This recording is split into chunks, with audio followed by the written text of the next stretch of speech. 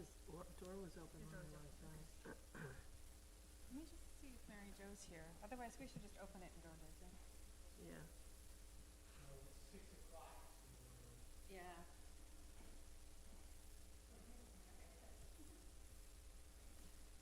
Have you seen Mary Jo? No.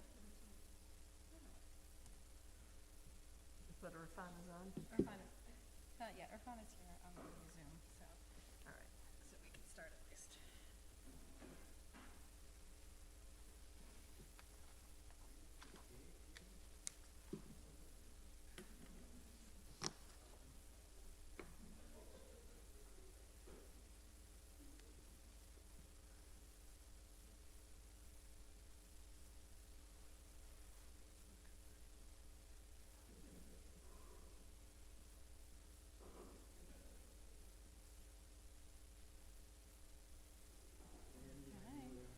Hello?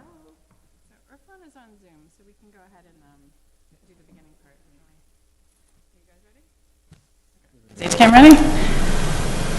Okay. Good evening, this is Amy Ritterbush, and I am calling the Select Board meeting for December 20th, 2022 to order. This meeting... Oh, hello, Irfan. I can't hear anyone, so I'm not sure if it's sounding okay. Just a second. Okay, now?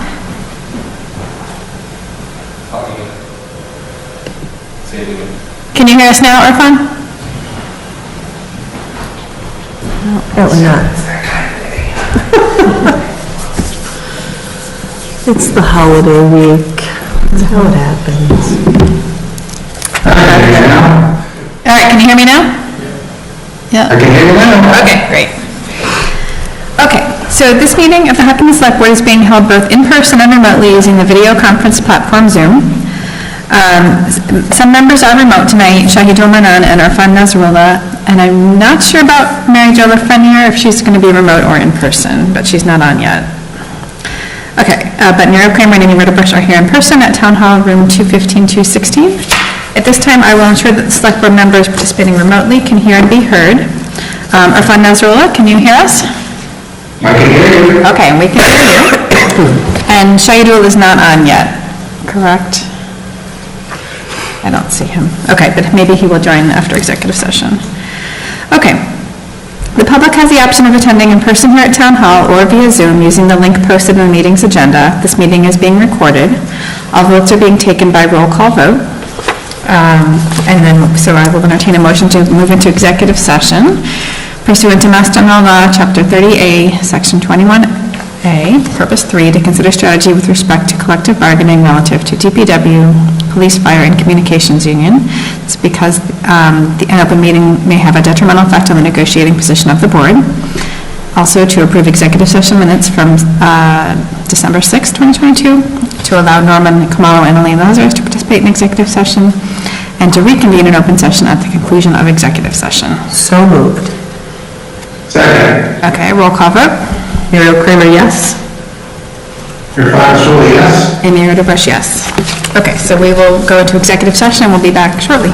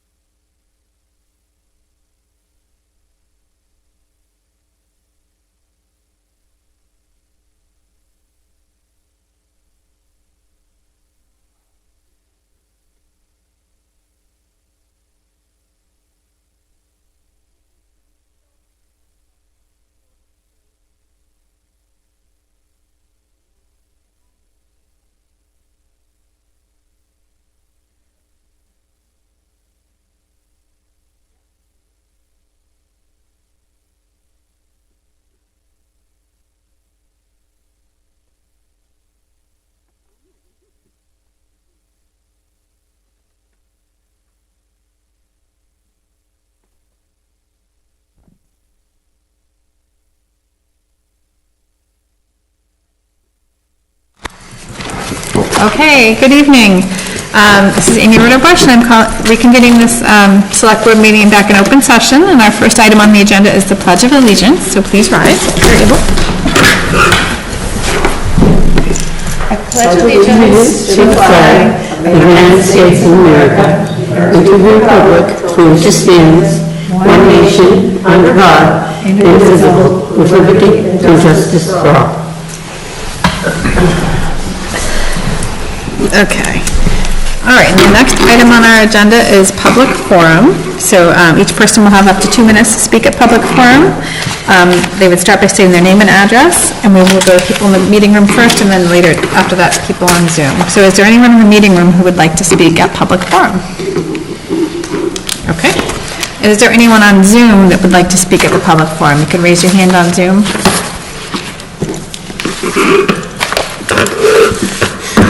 I am not seeing anyone, so I think we're good. Okay.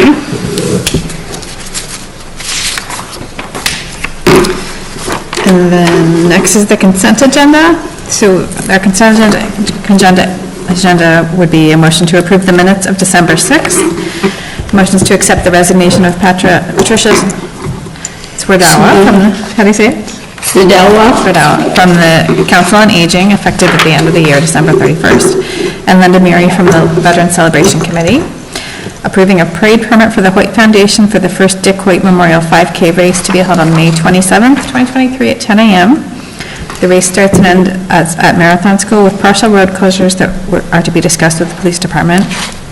And assigning one invitational entry each to the Hopkinen Freedom Team, Hopkinen Parent Teachers Organization, and Hopkinen Women's Club. The BAA has made 3 additional invitational entries available to the town, and these are the 3 organizations who applied but were unsuccessful when the town conducted the random distribution. I'll move to approve the consent agenda with appreciation to the folks that are... Call out a couple of things, okay? I just want to, I know Patricia from the Senior Center, and she's doing a wonderful job on the Council of Aging, and we're going to miss her very much, and I hope that she stays involved. And Linda Murray, too, with Veterans Council. She's been supporting the veterans organizations for a long time, and she's been doing a wonderful job, and we're going to be sorry to lose them. And I think that's... And I want to thank the BAA for making the effort to come up with 3 more numbers for us, because we ran short by 3. So I want to make sure that they are acknowledged. I agree. We really felt awful when we couldn't give one number. Other than that, the consent agenda is fine. Okay, so is that a second?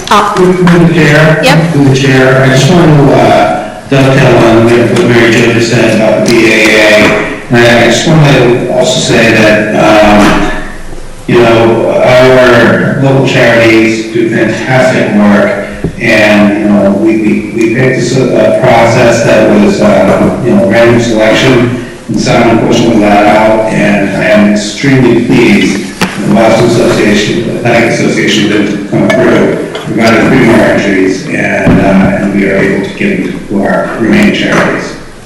Yeah, to the chair, I agree with the same. I think, you know, it was painful, and I did not actually like the process that we follow and agree with it. So certainly this gives us the opportunity to recognize the wonderful work our charities did do, and the 3 that were left behind, now we are happy to see that no one's left behind. They get support that they need to continue their wonderful work. And one thing I would also add is this gives us time to think that for next year, how can we better prepare in terms of maybe establishing a process or asking for you know, some increase from the get-go from BAA, so we can accommodate all the good work that our wonderful volunteer organizations do. And also, on a separate note, I also want to commend Patricia's work and the wonderful street. Thank you. So I moved the consent agenda. Okay, second. Okay, now we need a roll call vote.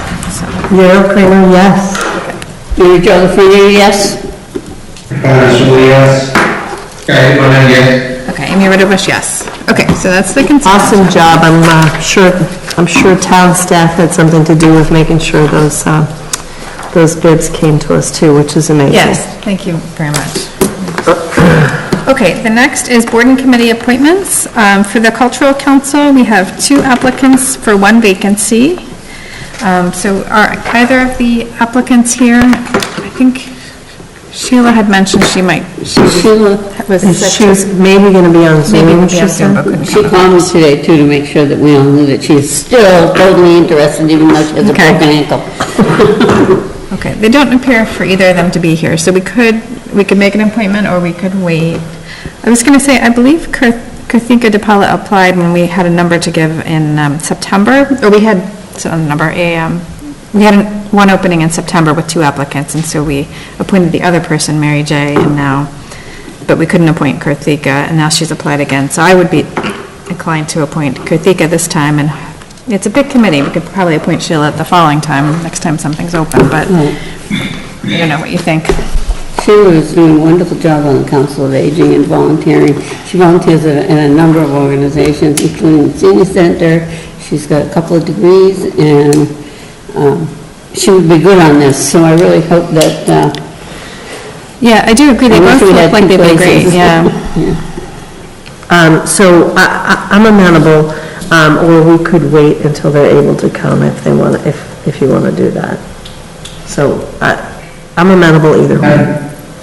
Madam Chair, I'd be supportive of Karthika as well. And I'm prepared to go forward today. So I'll make a motion to appoint Karthika DePaula to the Cultural Council to a term expiring 12/20/25. A second. Okay, and then, And with great appreciation to all applicants. It's hard when we can't give everybody a spot. yeah, I think Sheila would do a great job too, but I think it's a big committee, there's often an opening, so I'm just hoping in a That's fine. couple months, maybe we could appoint Sheila. Yeah. Okay, so we need a roll call vote? Okay, Muriel Kramer, yes? Mary Jo? Mary Jo Frenier, yes. I don't even know her, Karthika, so Oh, right. I wish she was here, because I don't know. Oh, she did come the last I did read a time. little bit about her, but it didn't say much, so. Okay. Shaido? Requirements, yes. Shaidu Raman, yes, and I would also encourage Sheila to apply for other committees of interest. And Amy Ritterbush, yes. Okay. Okay. Okay, and then for Veteran Celebration Committee, there are 2 vacancies, but only 1 applicant, so I think that would be an easy one. I move that we appoint Randall Kramer, Air Force veteran, to the Veteran Celebration Committee. Term expires 6/30/23. Okay, and then the second, 25? Shaidu. Oh, 25 or 23, Mary Jo? Oh, there's 2, so I guess the longer one, since, The longer one. till 2025? Okay, yep. Okay. There's only 1 candidate, right? Only 1 candidate for 2 openings, yeah. I was reading from this one, and it only has the 1 date. Oh, because I think maybe we hadn't received the I will resolution move yet. to the other one. Okay, then we need did we have a second? We did, I think. So we need a roll call vote. Muriel Kramer, yes? Mary Jo? Mary Jo Frenier, yes. Irfan? Requirements, yes. Shaidu? Shaidu Raman, yes. Amy Ritterbush? Shaidu Raman, yes. Yep. Amy Ritterbush, yes. Okay, and then now, Thank you very much. okay, now the select board will consider confirming the town manager's appointment of Ayako Barnum as the senior library assistant. Norman? Yes, good evening, everyone. With the chair's permission, I will invite Maria Casey, the HR director, to introduce Ayako. Oh, she's online? Okay. Maybe we'll have to find her too, I guess.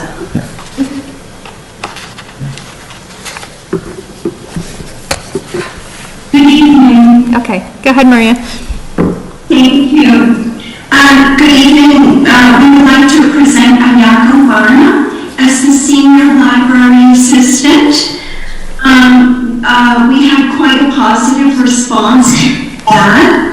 And the Library Director, Nancy Hill, and our Adult Services Librarian, Danielle Cook, conducted the interviews and recommended Ayako.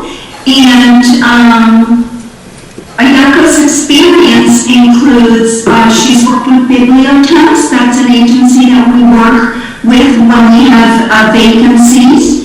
She has over 12 years library experience. She has a master's of library science, and Ayako's references revealed that she is someone who provides extraordinary customer service. A reference described her as unflappable, which is wonderful, service. She handles herself with a calm demeanor, even with the most difficult customers. And Ayako was described as a top-tier employee who can handle higher-level tasks with little to no supervision.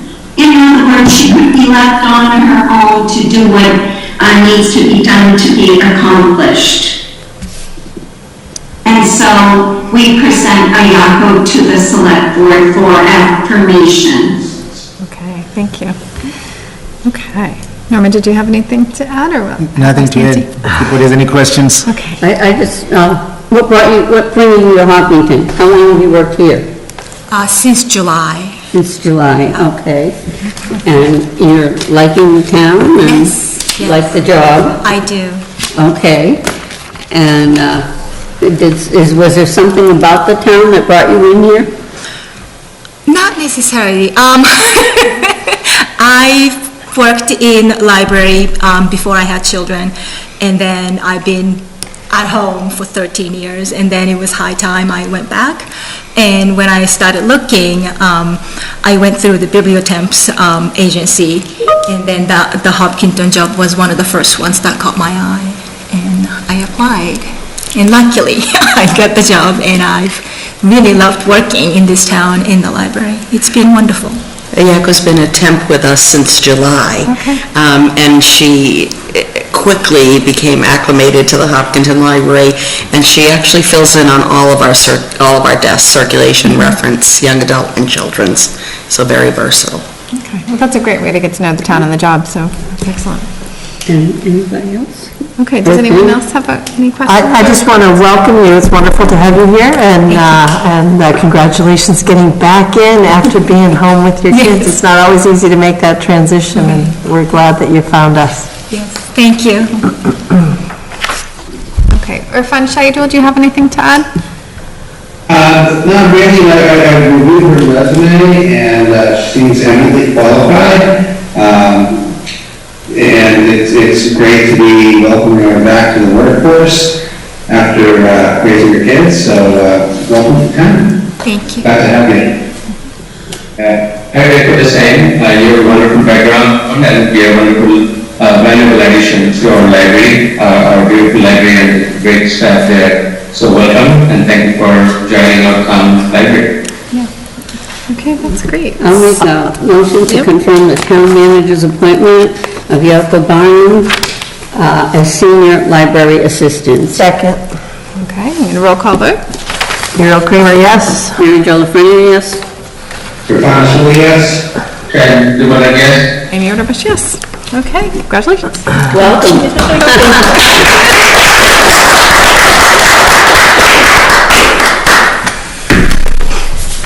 Okay, our next item on the agenda is the alcohol, the annual alcohol license for the swim club. Okay, the board will consider renewing the Section 12 general on-premises all alcohol beverage licenses for the Hopkinton Tennis and Swim Club.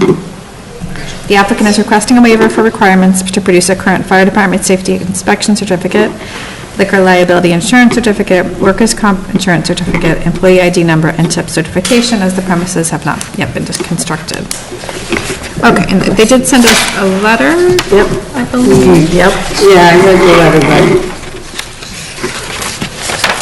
I think you read it from the ABCC saying it was just a renewal, et cetera, and I have a question. My question is, have they even started building anything there yet? Because they've been getting this alcohol license for like 5 years, and it kind of takes away from somebody else who might want one. That's the fear. So we're just giving it to them and they're not. So in the letter, they say they have recently begun site work on the property to comply with permitting requirements from other boards. And that, Did that before, too. yeah, so is that the case that we know of? That they really are starting work on the, Have they really taken out permits now? There is site work. I don't believe they've applied for building permits, but they are doing work in compliance with other town permits. Okay, it's been a long time. We're driven by, and I've seen that the site, earth moving equipment is still there, and it looks like a lot of work has been done. so that's weird. Yeah, I saw a lot of equipments there, and do you know if they had broken the ground and about any plan on timeline of the phases? Well, this I question, think, If they broken ground, have they broken ground? oh, yeah, it depends on how we measure. The town did issue several permits for the site. Some work is being undertaken consistent with those permits. If you are talking specifically about a building permit, I don't believe one has been applied. no, okay. All right, and they've been requesting, or they've had this liquor license since 2016. So that's 6 years of a liquor license, and I understand from the letter. I'm okay doing it one more year, but next year, if they want a liquor license, I'm going to want to know when they're planning to open Yeah. for me. Because nobody's had a drink Well, in 6 years, you know? I think it's unreasonable to hold it necessarily indefinitely. So I would want a schedule that was pretty certain. Okay, so if we could be specific with them for next year. Yeah? With the chair, were we able to determine if anyone else is waiting for a permit, or a license? I don't believe anyone is waiting for a permit, but we don't have any extras to spare either. So if somebody were to come and say they were planning to open next month, They wouldn't be able. they wouldn't be able to get one. Oh, we do? I thought we asked that We last do time. have some. Oh. That's all. The same type? We have 8 alcohol licenses on premises. Oh, I thought we How many, asked. sorry? 8. Oh, well then that's not a problem if we have 8. Well, I just don't know why we're holding one for Yeah. a potential establishment, but that's just me. Okay, so, So I will, Mary Jo, do you want to make the motion, or you want me to? I don't care, I mean, Okay. I'll move to renew the Section 12 on-premises all alcohol beverages license for the Hopkinton Tennis and Swim Club and to grant a waiver to provide the fire department safety inspection certificate, liquor liability insurance certificate, workers' comp insurance certificate, employee ID number, and tip certifications as the premises has not been constructed. okay, so we need a second That's the second one. and a roll call vote. So Merrill Kramer is a yes, but I'm going to want to know a date certain next year when it's going to open, if I'm going to extend it. Okay. Mary Jo LaFreniere is a yes with reservations. Russell is a yes. Okay, Everyone is a yes. okay. Amy Ritterbush, yes, but I agree, I would like to see some progress before next year. Okay, next, so the public hearing, was that posted for a certain time? It's not posted for a specific time. What's it? It's a continuation, so it's not posted for a specific time. At 7:05. Okay, so we had a continued public hearing for new utility poles for NSTAR, Eversource. Is somebody from Eversource or NSTAR? There's one hand raised.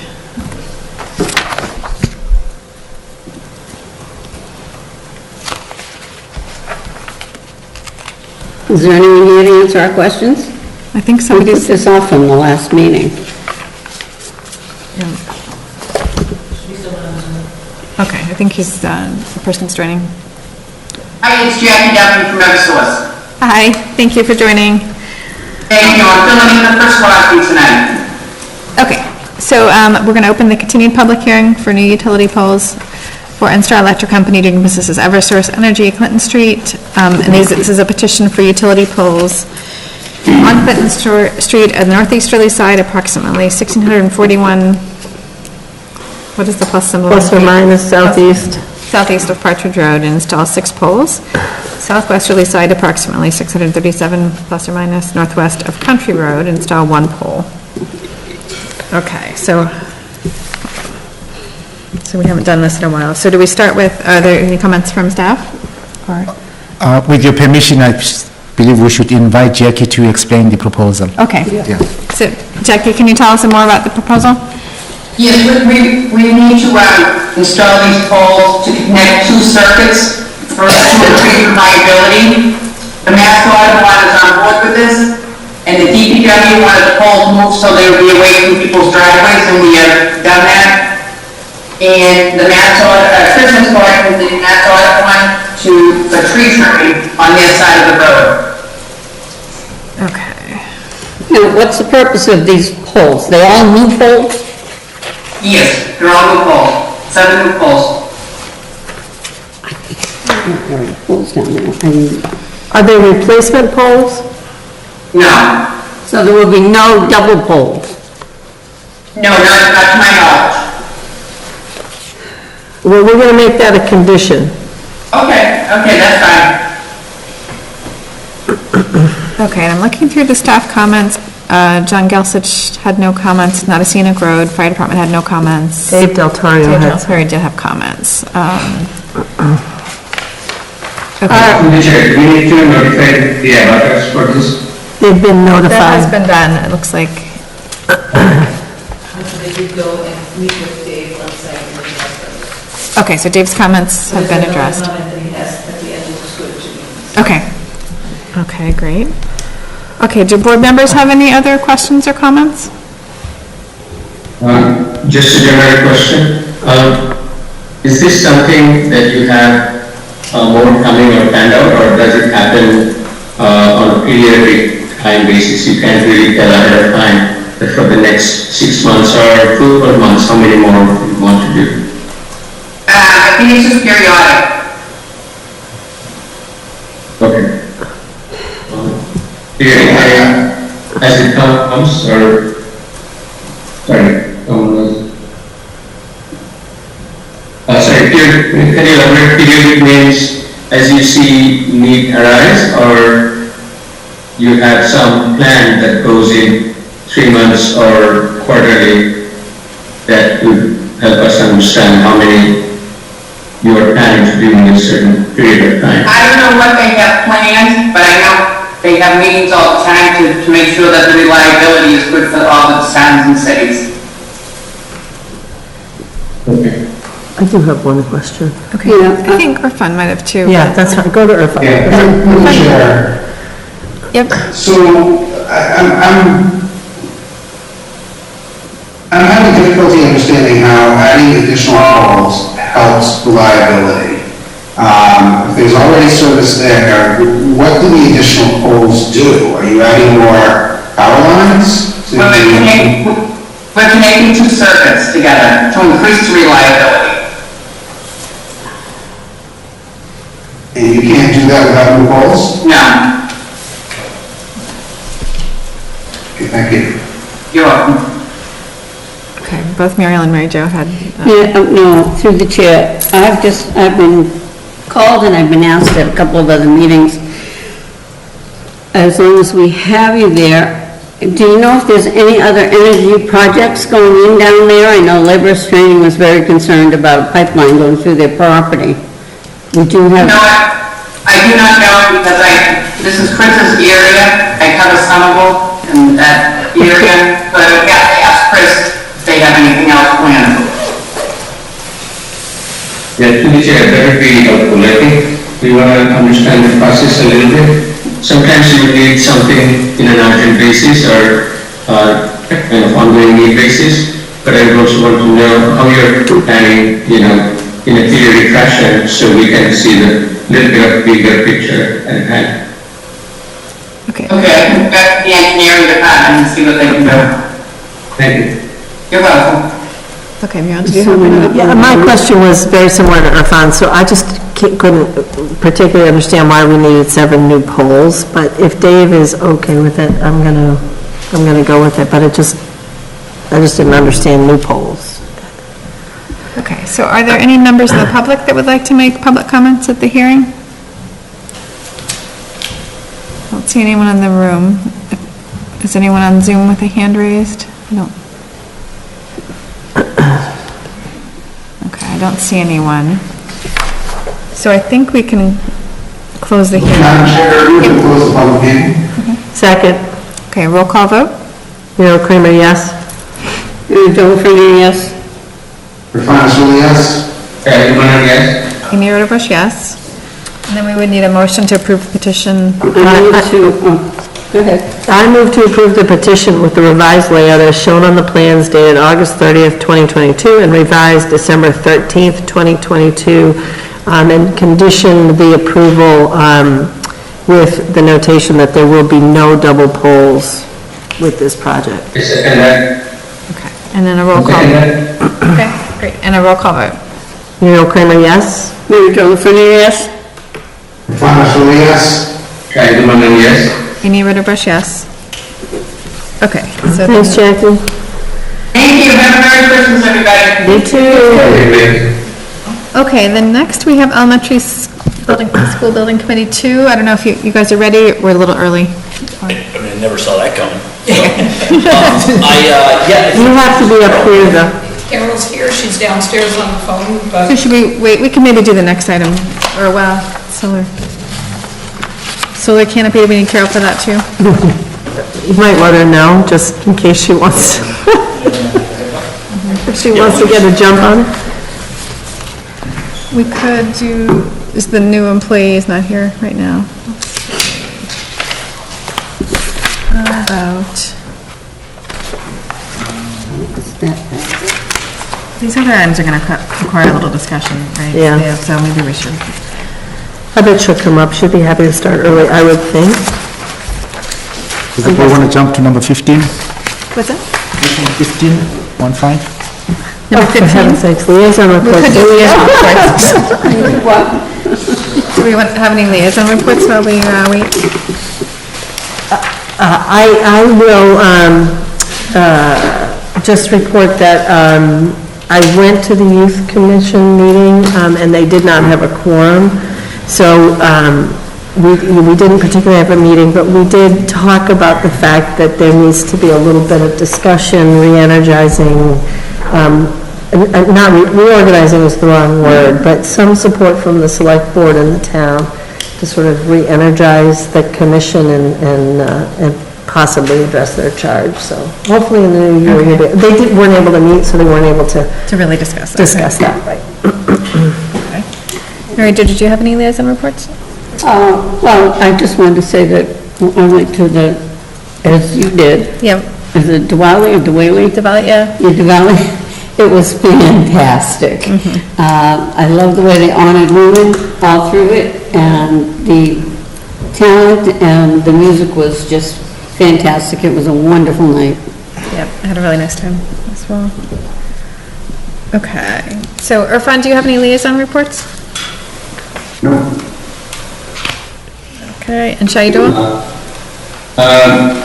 No, I have attended the last meeting, there was some discussion about the HVAC system for the HVAC, but today we're going to get a report, so I think we'll hear more from the chair of the HVAC. Sounds good. And I'll just mention for people who didn't hear, we are having a forum on the Regional Emergency Communications Center after the new year. So Wednesday, January 4th, I believe, at 6 o'clock at the Senior Center, I believe. So, and will there be a remote option? I've been asked that question. Yes, there will be a remote option. And with a remote option. Okay. We're going with the fire department on Monday? Yeah, yep. Okay. Okay, so are you guys ready to do your ESPC 2 report? Okay, come on up. Everybody knows that. We're all here. That's right. we were leaving it all to you, John. Look, I tried. You did tell us Where to did stay. you, to get you the night off, but. It's not your first picture. Okay, all right, and you have a slide presentation, I think, too? We do we, Do you have that can we slide? put that up, or? It's coming up. Oh, great, okay. Brief slide presentation. It's gonna be up there. It'll be both ways, I know, This I is know. quite the setup. Technology, I'm telling you. There we go. Okay, Good evening. Thank you for inviting us to come and provide an update. For those who don't know, my name is John Graziano. I am the chair of the current elementary school building committee, tasked with finding a solution to the Elmwood School that was put together after we were invited into the process with the MSBA around Elmwood earlier this year. So joining me, Mike Shepard, member of the committee, Dr. Carol Kavanaugh, the superintendent, and Susan Rothermick, Director of Operations and Finance? Sure. Okay. For the school district. So we wanted to provide you a brief update, but probably more importantly, give you the opportunity to answer some questions, and then most importantly, take yet another opportunity to talk in public about what's going to be happening in January and February with this project, which is really critical for the community to know. So as I mentioned, the committee has been working for the bulk of this year. It's really been a great committee. We have a mix of veterans in this process, as you can see here at the table between Mike and I, but also a lot of new voices, really bringing some different perspectives and representing some different parts of the communities onto this project. So we really have a great cross-section, and once again, the first thing we did was hire the professional teams. We are working with Vertex Project Management, which actually used to be known as Compass Project Management, so that also should be a familiar name to many because they were the project manager for the Marathon School, and we're very pleased to be working with them again. They've been doing an excellent job. We actually have some of the same team members overseeing the project. We also hired the architecture firm Perkins Eastman, who has been helping with both the feasibility study for the Elmwood school project, but also the broader campus study for the school district as a whole. We were able to get some efficiencies in obviously having them do both, and it made a lot of sense given the fact that those two projects relate so closely to each other. I have a very few slides, so I'll take you through a quick update. I'll ask my fellow committee members to add anything, and then we will reserve as much of the time for questions as we possibly can. So the project timeline, this blue line that says current stage is actually slightly off due to my less than ideal PowerPoint skills. We have actually submitted the PDP, which is the preliminary design plan, to the MSBA. We did that last week, week before last. What the preliminary design plan is essentially does is it provides an update to the MSBA of our progress so far. So it talks about both the scoping of the problem, the current facilities assessment, it talks about what some of the sites we're considering are, what some of the priorities are, and then the big piece of it is the education plan. And the education plan is a very thick document that was put together by Dr. Kavanaugh and her team in conjunction with our professionals to really explain what the vision is for this new or renovated building. What type of education do we want to deliver there? How is the facility going to support that? And the MSBA will come back with a lot of questions. They're obviously a great partner, but they also want to make sure that we're staying consistent as we go through this project and making sure that we stay true to that education plan and what we're trying to do. Since that has been submitted, from a project perspective, the next sort of big event is the preferred schematic report. And that is going to be submitted in March, and that will be where we as a community tell the MSBA which option we want to pursue as part of the project. So that will be, we'll have picked a site, we'll have picked a model for the grade, well, we won't. The district will have picked a grade configuration model for the school, and it will be submitted to the MSBA for approval so that we can begin the actual detailed design of the building as we head towards approval at town meeting. As you can see by this timeline, we're expecting to look for a town meeting vote to approve an option in November of next year. So a lot to do between now and then, but certainly a very aggressive schedule, but we feel really confident that we'll be able to do it. The idea, if we get approval at town meeting in November of 2023, is that we would be able to start construction at the beginning of 2025. The biggest piece of work we have done so far is narrowing down our site options. I threw this slide together simply to graphically illustrate what we have been doing. We started out by pulling the data for all of the plots of land, both privately owned and town-owned, in town that, from an acreage perspective, fit a school. We quickly started to go through and narrow those down based on a lot of factors: location, the suitability of the site, the proximity to other things in town, whether or not, again, whether or not it was privately or publicly owned, and if it was privately, what would be the potential willingness of the owner to engage with the town. And we eventually, through that entire process, ended up with 2 sites that we're looking into, but several options within those 2 sites. The 2 sites are the current Elmwood School site. We do have to look at a renovation/addition that is required by the MSBA, that we analyze that, and we also have looked at new construction options on the Elmwood site. The other site is what we've just sort of collectively called Hayden Row, and it's inclusive of the remainder of the property that Marathon School was built on and the former Tadaro property that's right next to it. We've been looking at those separately, but what we realized is if we decide that's the location we want to go with, the architect could help us figure out how best to use that land. So we didn't want to restrict them by saying either the Marathon site or the Tadaro site. We wanted to give them the freedom to help us figure that out. With the a big piece of this decision is as you're probably aware, the decision that the school committee and school district will be making early next year about the grade configuration for the public schools and how it will affect this project.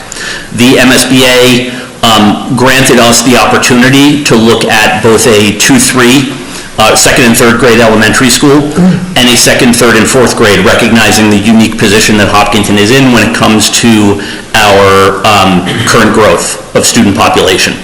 So we are continuing our work, but we're working sort of in parallel with the analysis that's being done by the district and the school committee, and when they make a final decision about which building they want us to build, either a second and third grade or a second, third, and fourth grade, that will help drive both our site selection and the sort of initial schematic of the building. The last thing that I'll say before I turn it over is the timeline for the beginning of 2023 is really, really critical to this project, and really critical, I think, for community engagement in this project. Essentially by mid-February, the target is that the elementary school building committee will have approved the preferred schematic option. And again, that's going to be where is the school going to go, and what type of building is it going to be. Between now and then, the school committee has several meetings on their calendar in January where a topic will specifically be deliberations on grade configuration. We will again be continuing work in parallel to that so that we can answer questions that are going to be critical to site selection, things like traffic, things like, what is the site going to look like with the building on it, and continue to refine those and almost get down to sort of a option A, option B, so that when the school committee decides which direction that we're going to go, we've got the final option ready to pick. So February 12th is when we are reviewing and approving the preferred schematic option. We'll be going to the school committee on the 16th of February for their endorsement, and then we'll be looking to come back before this board on the 28th for your endorsement of that preferred schematic option.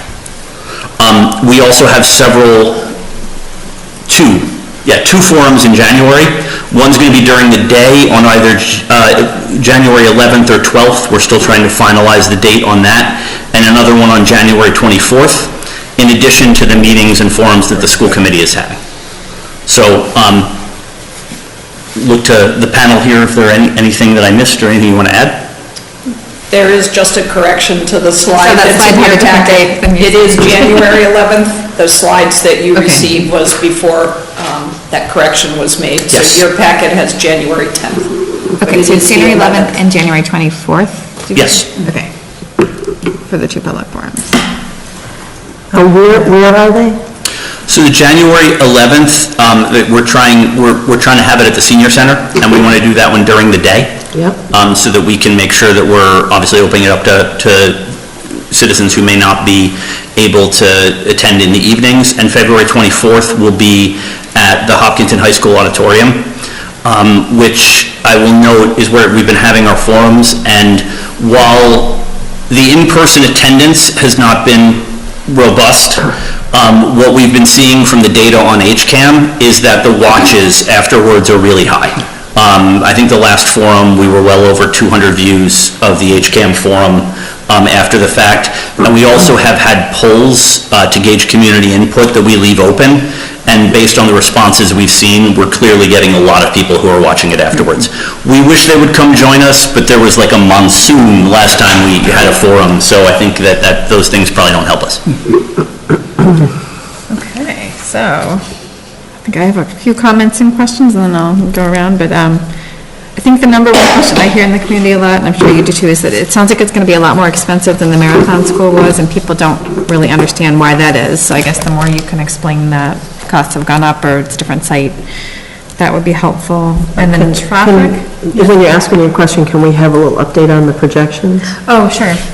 We probably don't have an actual projection because you don't have the site yet, but We have ranged projections, and there are, this is, you say at this stage of the project, there are a lot of variables that come into this, but yeah, and the short answer is yes, it's going to be a lot more expensive. The Marathon School, so the first big factor is what we're all dealing with is inflation. So Vertex, formerly Compass, did a presentation a couple meetings ago where they outlined that we built Marathon at essentially, it was $425 a square foot? Square foot. Yeah, $425 a square foot.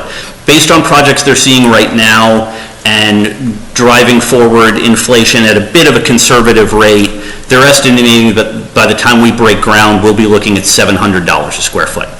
And that's just materials, labor, all of the pieces of inflation. That is just where we are right now in the world, unfortunately. and if it's a 2 to 4 school? And if it's 2 to 4 school, we're significantly increasing the building's going to be bigger anyway. So this is, as we've all talked about, we know we've already expanded Marathon a couple of times. We all know why that happened in terms of our projections versus the MSBA. In this case, the MSBA's projections were right in line with ours, so we're really confident in the size building that we're building, but it's bigger. So if it's 2, 3, 4, it's certainly a lot bigger. If it's 2, 3, it's still going to be bigger because it's going to account for more students in that case. I think the other driving factor that we heard a lot about in our last meeting, and will be something we'll be discussing over the next month, is where we want to be. I'm amazed at how far this has come since Marathon, but where we want to be from a energy efficiency and sustainability perspective. And in a lot of cases, if we want to move towards something that is more of a net zero type building, or something that at least gets closer than traditional school buildings have, the upfront cost is just going to be higher. We're going to have savings that the architecture firm will outline for us, that we'll get operational savings on it, but it would drive the price of the building as well. So that's kind of the medium answer to, yes, it is definitely going to be more expensive. Okay, the other concern I hear a lot about is the traffic, if it's going to be, especially at the, on the Hayden Road, because we already have all the schools there and so much traffic, and so I think people are going to want that really explained well, how we can better improve traffic if we're going to have yet another school in that area. You want to take that one? Because I know that's you. Mike's big on the traffic. I initially wasn't a big fan of the Hayden Road site. In my mind, put it at Elmwood, perhaps where the Pine Grove is, and doing it there was the better option. However, there are so many advantages to having it up in Hayden Road in terms of buses, and everybody knows about the traffic situation with buses. Going across town, going down to Elmwood to pick up kids, going back to the high school. So it seemed that I've kind of come around to think that perhaps Hayden Road is a better site. But with all that being said, the Perkins Elmer and the engineering firms we're working with, they know and understand that traffic is our major concern. So they've assigned a traffic engineer who's already started, he's looking at Elmwood as well, but he's going to spend a lot of time on the Hayden Road site to see what potential solutions there are to alleviate the problem. We don't want to make it worse. We actually want to make it better. But, because I know it'll come up at town meeting, traffic is a major concern for us as well. Because last week Eversource was doing work blocking a lane on Hayden Row and it was a disaster. So, okay, but sometimes we have to do road work, so. Okay, and then the size too, I know you said we feel like it'll meet our needs for this size school we'll have. Are you taking into account that MBTA Communities Act that will require us to zone for more housing units that would probably bring more children eventually? Or no? So, I would say probably not, only because that's, honestly, it's the first I've heard of that, but we can put that to some of our firms and see what they think that the impact of that would be. That, you know, they probably have some sense from other projects. I'm sure we're not the only community that's going to be impacted by this. So we can certainly ask that question. The one thing that I will say is the MSBA gives us an enrollment projection and gives us a size school based on the enrollment projection. They don't move from it. So we can find out what the impact would be. Hopefully it won't be too significant.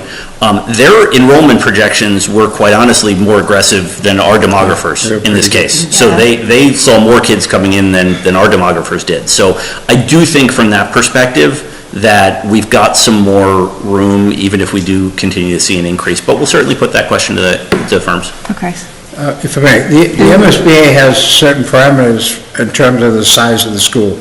A school population of X is going to have a cafeteria this size, gymnasium this size, all the infrastructure that supports the school. Classrooms obviously are going to be what the standard MSBA is. But as we did with Marathon School, we thought ahead and actually made the cafeteria bigger than what the MSBA minimum was, and all the support parts of the school, so if we ever had to add, and you can recall we added right away while the school was under construction, and of course now we're doing it again. But those core facilities, the heating plant is enough to support the additions. The same thing will happen with this school, if ever there is an addition required for this school. The MSBA pays for that number this size. You make it bigger, you pay the delta. So, but, you know, they've been a great partner with us. And we had great success with the Marathon School, so I suspect they'll work with us. And yeah, no, I agree with that methodology where you build for room so that you could add to it if necessary. Yeah, but we'll be voting on zoning at town meeting this year for that MBTA communities, right? It'll be the following year, so we won't really know what that impact will be. Okay, but all towns that have an MBTA commuter rail are affected, so, you know. Okay, I've asked enough questions. No, yeah, I have a question to the chair. Yep. What is the grade configuration right now of our schools? What's Marathon, what's Hopkins, what's Elmwood? Sure. Marathon is pre-K to 1. Elmwood is 2 and 3. Elmwood is what? Grades 2 and 3. Okay. Hopkins is 4 or 5. The middle school is 6 to 8, and high school 9 to 12. Okay. Any more questions for me? Not at the moment. Okay, Sarah? Yeah, I have a couple of questions, but I kind of wanted to go back to the traffic one. I didn't have that on my list. I had a constituent suggest to me that this, you know, a traffic solution might need to be a collaborative effort with the town. And I know that, for example, the Loop Road remains an enigma, I don't know the right word to say, call it. So, it isn't a town road, and I have forgotten why it's not a town road and so forth. So I guess I just want to ask, in the terms of planning and so forth, if there are opportunities that we aren't thinking about in terms of traffic and solutions for, like, it's now going to be sort of the entire, if it's there, it's really the entire school campus. If there are solutions that are a little bit bigger than we're thinking about, that might, from a safety perspective and an access perspective, just a convenience perspective too, be possible in a collaboration or partnership with the town. So. Absolutely. So our traffic engineer who provided the initial report to us and is continuing to do work on that, obviously there's some limitations to the scope of the engagement, right? So we can't ask him to solve the high school, middle school traffic problem, but we do also know that these things all relate to each other. And he has already provided some thoughts on things that either factors that exist that are limiting factors for the entire Hayden Row stretch, or some ideas of things that we could do. Mr. Shepherd and I met with Mr. Khumalo a few weeks ago, and one of the to-dos for early next year is to get our traffic engineer in a room with various people on the town side, in public safety, public works, etc., to have that very conversation about how can we think about this more broadly, especially if this is a site that we're going to zero in on. So that is something that Mr. Khumalo asked us to do, and we are going to do that in January. Awesome. I should have known that he would have been way ahead of my question there. So one of the biggest concerns I've had, and it's amazing how you lose touch when your kids graduate and you move on, but one of the concerns I've had, and I know that MSBA came in with enrollment numbers that match ours, which is amazing, and the first time ever, and I'm wondering where that shoe will drop, but anyway, my concern is that we just built Marathon. When did we open Marathon? 2018. 2018, okay. And then we have this big project, and for there's no fault assigned, it's going to be much more expensive, right? Is it possible that this next building project can truly address our enrollment so that we don't have another big project right on the heels of it? Well, You want me to talk about that? go ahead, because we do have a district-wide study taking place right now.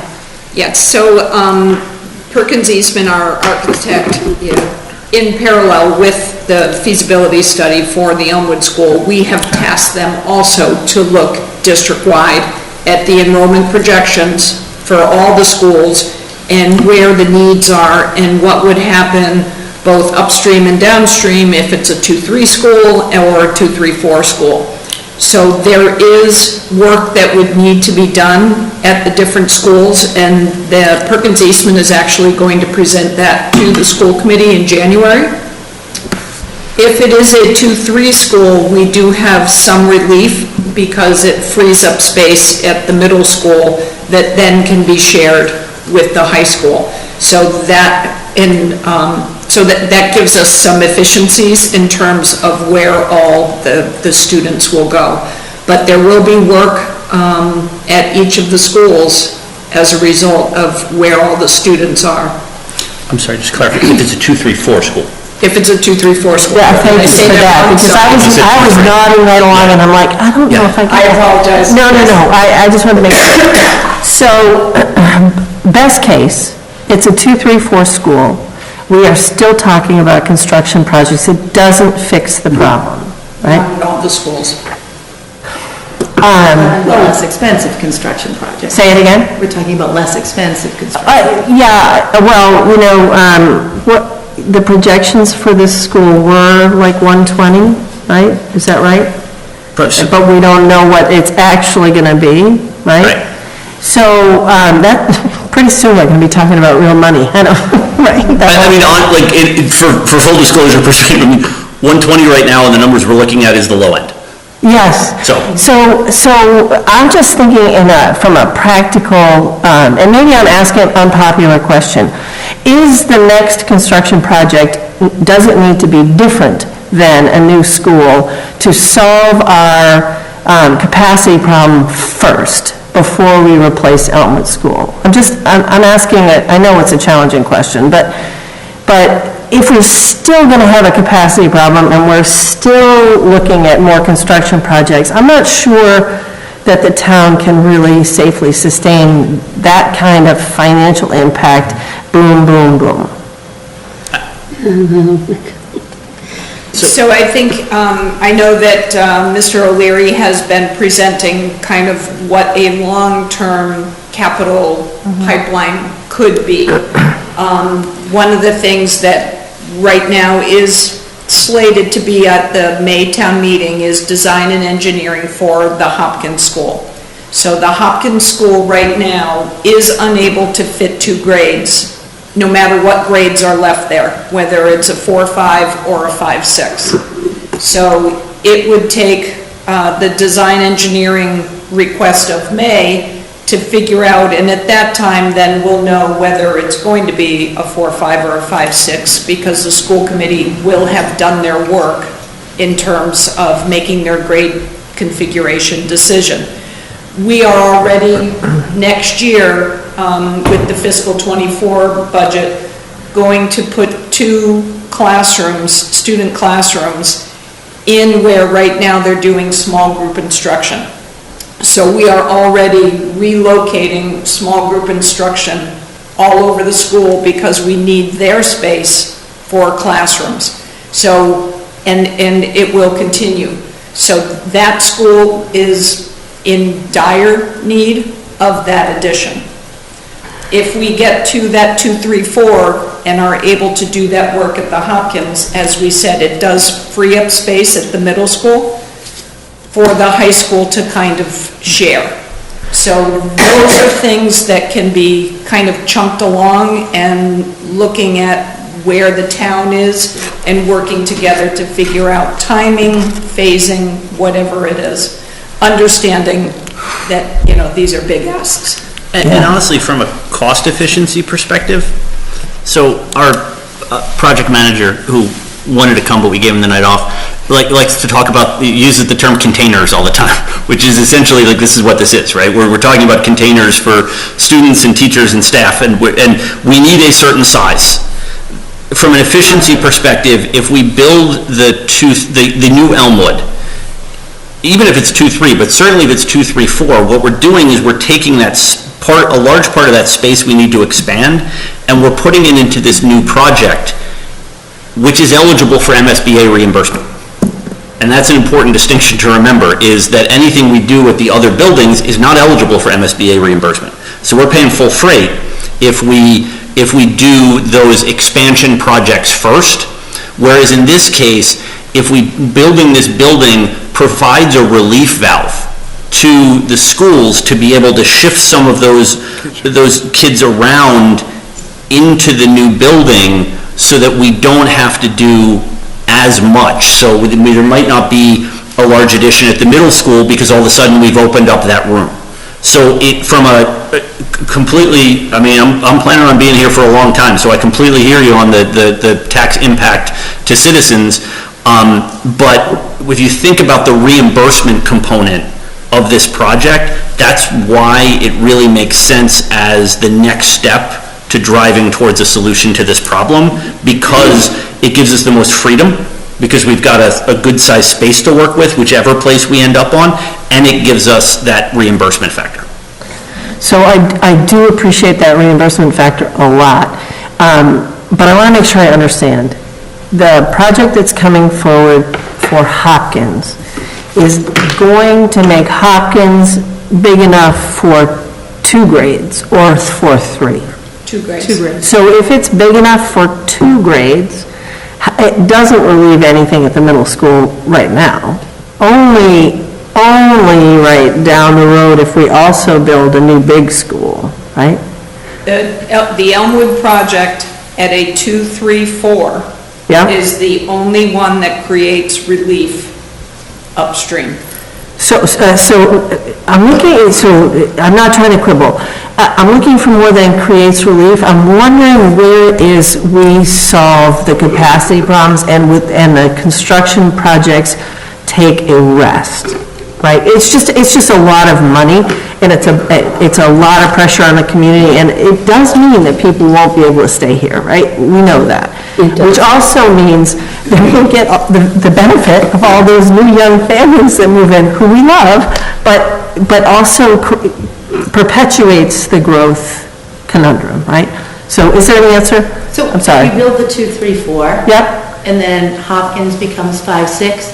When you pull the 6th grade, 300 kids out of the middle school, you're really opening up that much space. If you look at, Perkins Eastman has some very nice drawings now that will show all 5 of our buildings, and they are essentially sort of at equilibrium. Like the square footage for that building, say for example, at the Hopkins School might be 560 students, and today we're at 565. So, we might be slightly over in terms of the enrollment that's inhabiting that school right now. But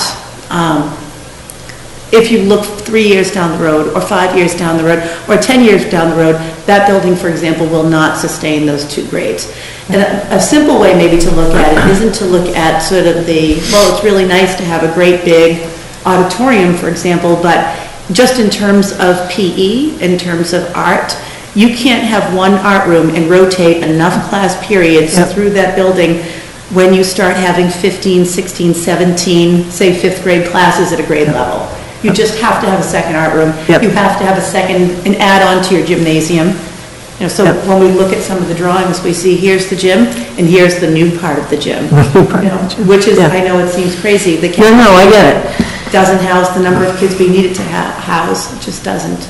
And the other piece to keep in mind, as we're looking at this district impact study, we're looking at it to solve the population that will be here 2032.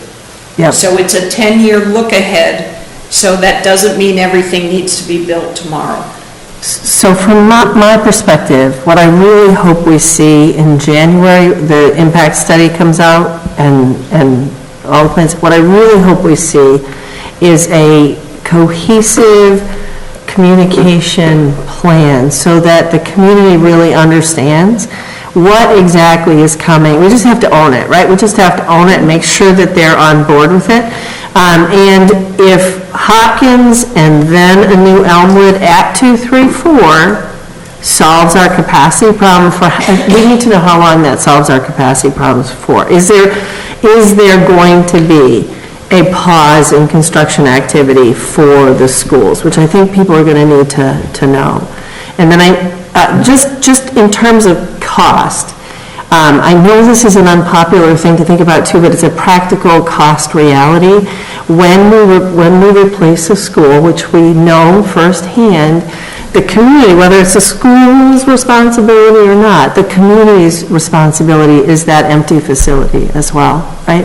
So just like a comprehensive impact and assertion that this solves the capacity problem for however long it does, I think is going to be really meaningful to people. Chair, I just wanted to echo the same and add that I think I saw a very nice tabular form of our capacity projection that Carol Susan presented at one of the school committee meetings.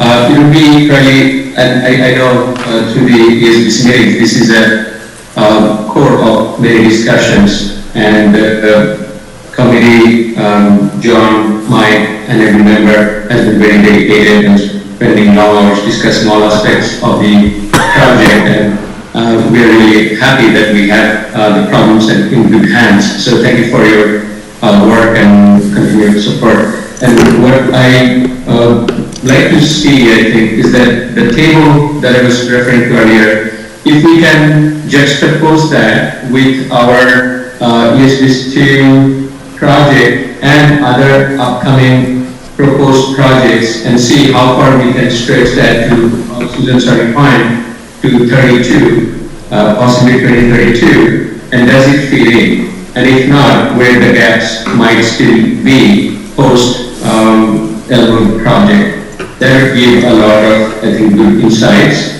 And hearing all this, I see, and this has been also part of many discussions in ESBC and a lot of due diligence and detailed discussions, information analysis is happening to come up with the best options, which is, I see that residents are keen on 3 key challenges, understanding how the project is going to solve those or tackle those. It boils down to what I would call the CPC challenges, the cost, the traffic, and the capacity. So we are all aware of that, and the committee is very much aware of that and working diligently to build the information and the solution path and communication around those. But those would be, I think, the key as we communicate and help everyone understand how much the need is and how all these challenges we can address. And again, we don't have a silver bullet for everything, but we have we are evaluating all the options and going for the best that's available. Irfan, did you have any questions or comments? I don't. I think a lot of what's been said here, and need time to kind of digest everything. But I think I want to thank you for all the work, and I think the commentary has been on point, and I look forward to hearing what the next steps are. Okay, Mary, did you have one more thing you said? Yeah, no, this is just very simplified thought. We've done some additions to some of the elementary schools, but now we're going to have 3 basic elementary schools, different class. Which we do already. We do. Different. Yeah, we do. How long is it going to be, and how are we going to make, before they hit middle school and high school, we're going to need to expand on those? I mean, we need to know the population going, out all the way, 12 grades. I think We do have that data for out through 2032. I think since I arrived in Hopkinton, we probably have had about 700 additional students, and I think we can expect just under 1,000 more. And is that on the ESBC2 website? It should be part of the... That definitely is in there. I'll double check if it's not. They've done a pretty significant content ad over the last couple of weeks, so. Yeah, the but I will. enrollment projections Your should be on projections there. are on, should be on there.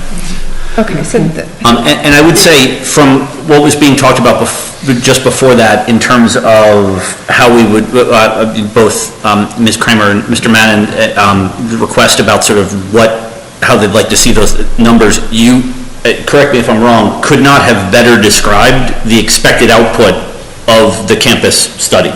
What the expectation is that they will tell us, this is what the buildings look like now, this is what you need to get them to the point where through 2032, we're good.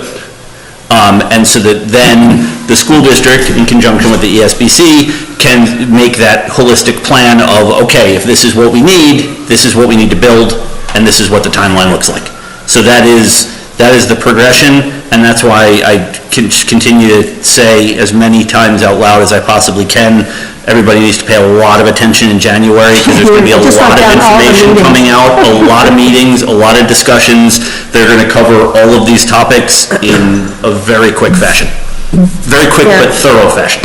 And I apologize, I presume you are putting out like bulletins and things like that about just keeping people up to date, or if you aren't, you will be, because not everybody gets to meetings, we know, and, or can watch them, whatever, but the big high points of the information outputs are going to be really important to everybody. So the forums are obviously the biggest way, forums in our meetings are the biggest way that we try to get that information out there. Again, recognizing that people are going to intake those in different ways. HCAM has been a great partner for us. The website is extremely robust in terms of all the information that's out there, and we're trying to find as many different ways. I reach out on a semi-regular basis to the local media outlets and just make sure that they're aware. I think there was an article in the Independent today on our discussion about sustainability and the site options last week, so we're trying to keep that in the forefront. We recognize that not everybody is, knows where to go, and again, there's so many different issues going on in town that they want easy ways to pay attention, so we're doing our best. Okay, and so I'm just going to call to all select board members' attention. We are supposed to vote on the preferred site selection, I believe, on February 28th, so we should all be watching these forums on TV or attending and asking our questions in advance, so that we don't want to be not ready to make a decision on the 28th, right? Okay, that sounds good, and I'll try to get you some info on the MBTA Communities Act, because when John Gelsich presented to us, it was a while ago, 6 months or a year, they were going to say we had to zone for 900 housing units near the MBTA station, but I believe they've reduced that number, so, but they wouldn't be built tomorrow, but over the next 10, 20 years, they could come online, so that's a lot. Yeah, I mean, I'm sure that's not included. Yeah. But given the fact that it's I don't know, maybe we can look into something, given the fact that if it's a state requirement, I don't know.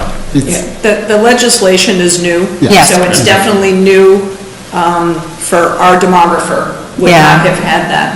And MSBA probably And it too. might have been even still new to the MSBA. So, because it has not really made its way all the way through, we'll have to figure out a way to come up with that impact. Okay, so I think that we're good for now. We'll be watching your meetings in January, February. And any questions you might have, reach out to us directly. You can also funnel them through Norman, through Carol, and, we're happy to answer, or if you want us to come back, happy to do that as well. Appreciate it so much. Good, thank you. All right. Also know this is a lot of hard work, and you guys are crazy people for doing it twice in a row. This is Mike, how many schools have you Yeah, I was been? going to say twice in a row, he's at late. At least 3. Get through it. You sure? I didn't see it. I also want to recognize Bill Flannery, who's another member of the ESBC. He's our Appropriation Committee representative. And the only correction I saw on the dates, we're not voting on February 12th, it's the 13th. I saw you put 12th up there, the 12th is Sunday night. We're dedicated, but that's a Sunday night. So it's February 13th. Yeah. Okay. Who cares about precision, anyway? If I may, before we leave, I do building permits every day, and speaking to costs and the cost of things today I signed a building permit for a guy to replace his sliding glass door, 6-foot door, place an old one with a new one, $9,000. Oh, my goodness. Wow. Is it a fancy sliding door? Okay, and so this parking lot canopy, so that's the schools too, and then, okay, the select board will consider authorizing the town manager to sign the power purchase agreement and leases with Select Energy Development for canopy photovoltaic projects at the middle school and high school. The school department and town manager have negotiated a power purchase agreement and leases with Select Energy. That's repeating itself here. Okay, for photovoltaic projects at the middle and high school, all agreements are ready for execution by the parties. The leases are subject to town meeting approval. So do you want to give us an introduction? Very briefly, I believe about a month ago, we brought before the select board the PPA agreements and leases for the rooftop solar projects. And at that point, we promised we were still working on the PPA and lease agreements for the canopy projects. We have completed that process. Throughout the negotiations, you'll notice we are now talking about the middle and the high schools. We have left out Marathon for obvious reasons, and also, as stated in the introduction, the lease agreements would require town meeting approval. One of the questions you may have is, how did we get here? How did we identify Select? And with your permission, Susan Rothermick from the schools is here to explain the process. Okay, go ahead. Thank you. So, very same process as what we did for the rooftop units. We work with Power Options, which is a partner with the town. They protect our interests, if you will. They did the procurement, and Select is the one who won the procurement for these installations. So that is why we are working with Select. We began with the rooftop units in earnest to get those panels up on the roof now, so we could get them commissioned and operational. We delayed the canopies because we can't do construction in a parking lot until the summer. So we just took our time a little bit longer on that, so now this is ready for you. And again, as Mr. Kamala said, the leases would have to be on town meeting, so that is a warrant that would have to be added in January to your warrant. Okay.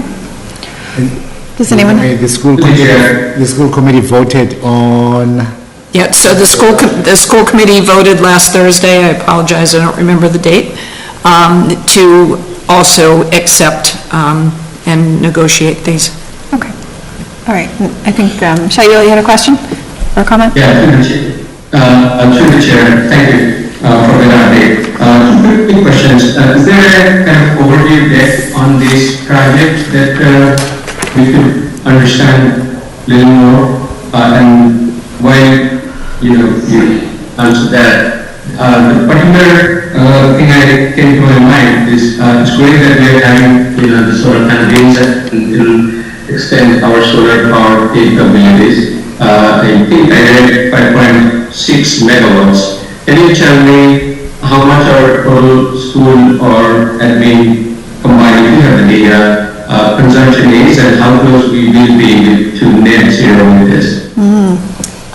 For the middle school, this actually does put us at, I think, almost at net zero, and if it goes over, which I believe it was going to go over, then we can share those kilowatts that we generate with other meters at the other schools. So the middle school is very, very close. The high school, we're not quite there yet. Okay. And then, Thank you, that's great. I don't think there are slides, but the whole agreement is in the packet, starting on page 35, I think. Yeah, I was looking for more context, So if you want to know in a very general sense, the middle school canopies will be in the parking lot that's near the water towers. And for the high school, it will be where the bus parking lot is. And it will be at the ends, so as not to obscure the traffic flow of the buses through the middle.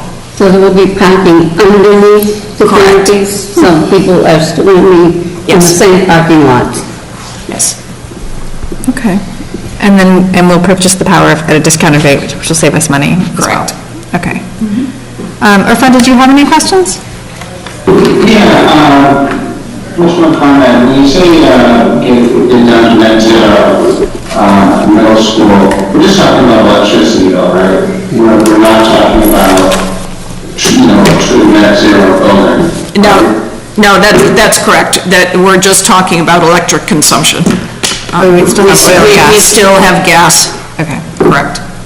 Okay. My second question was, and I apologize if it's in the agreement, but as far as construction costs, who is absorbing the cost for constructing those canopies? All construction and the cost of everything is Select, so they own it, and that's why it's a power purchase agreement with them. Thank you. Did you have questions? I'm not sure. I don't, no, it's fine, thank you, yeah. I asked the questions that I had sort of last time with the agreements, but appreciate it. Okay. I don't think I have any further questions. So do all of them go to town meeting, I assume, then? The lease agreements for the parking lot canopies, yes. Not the roof, no.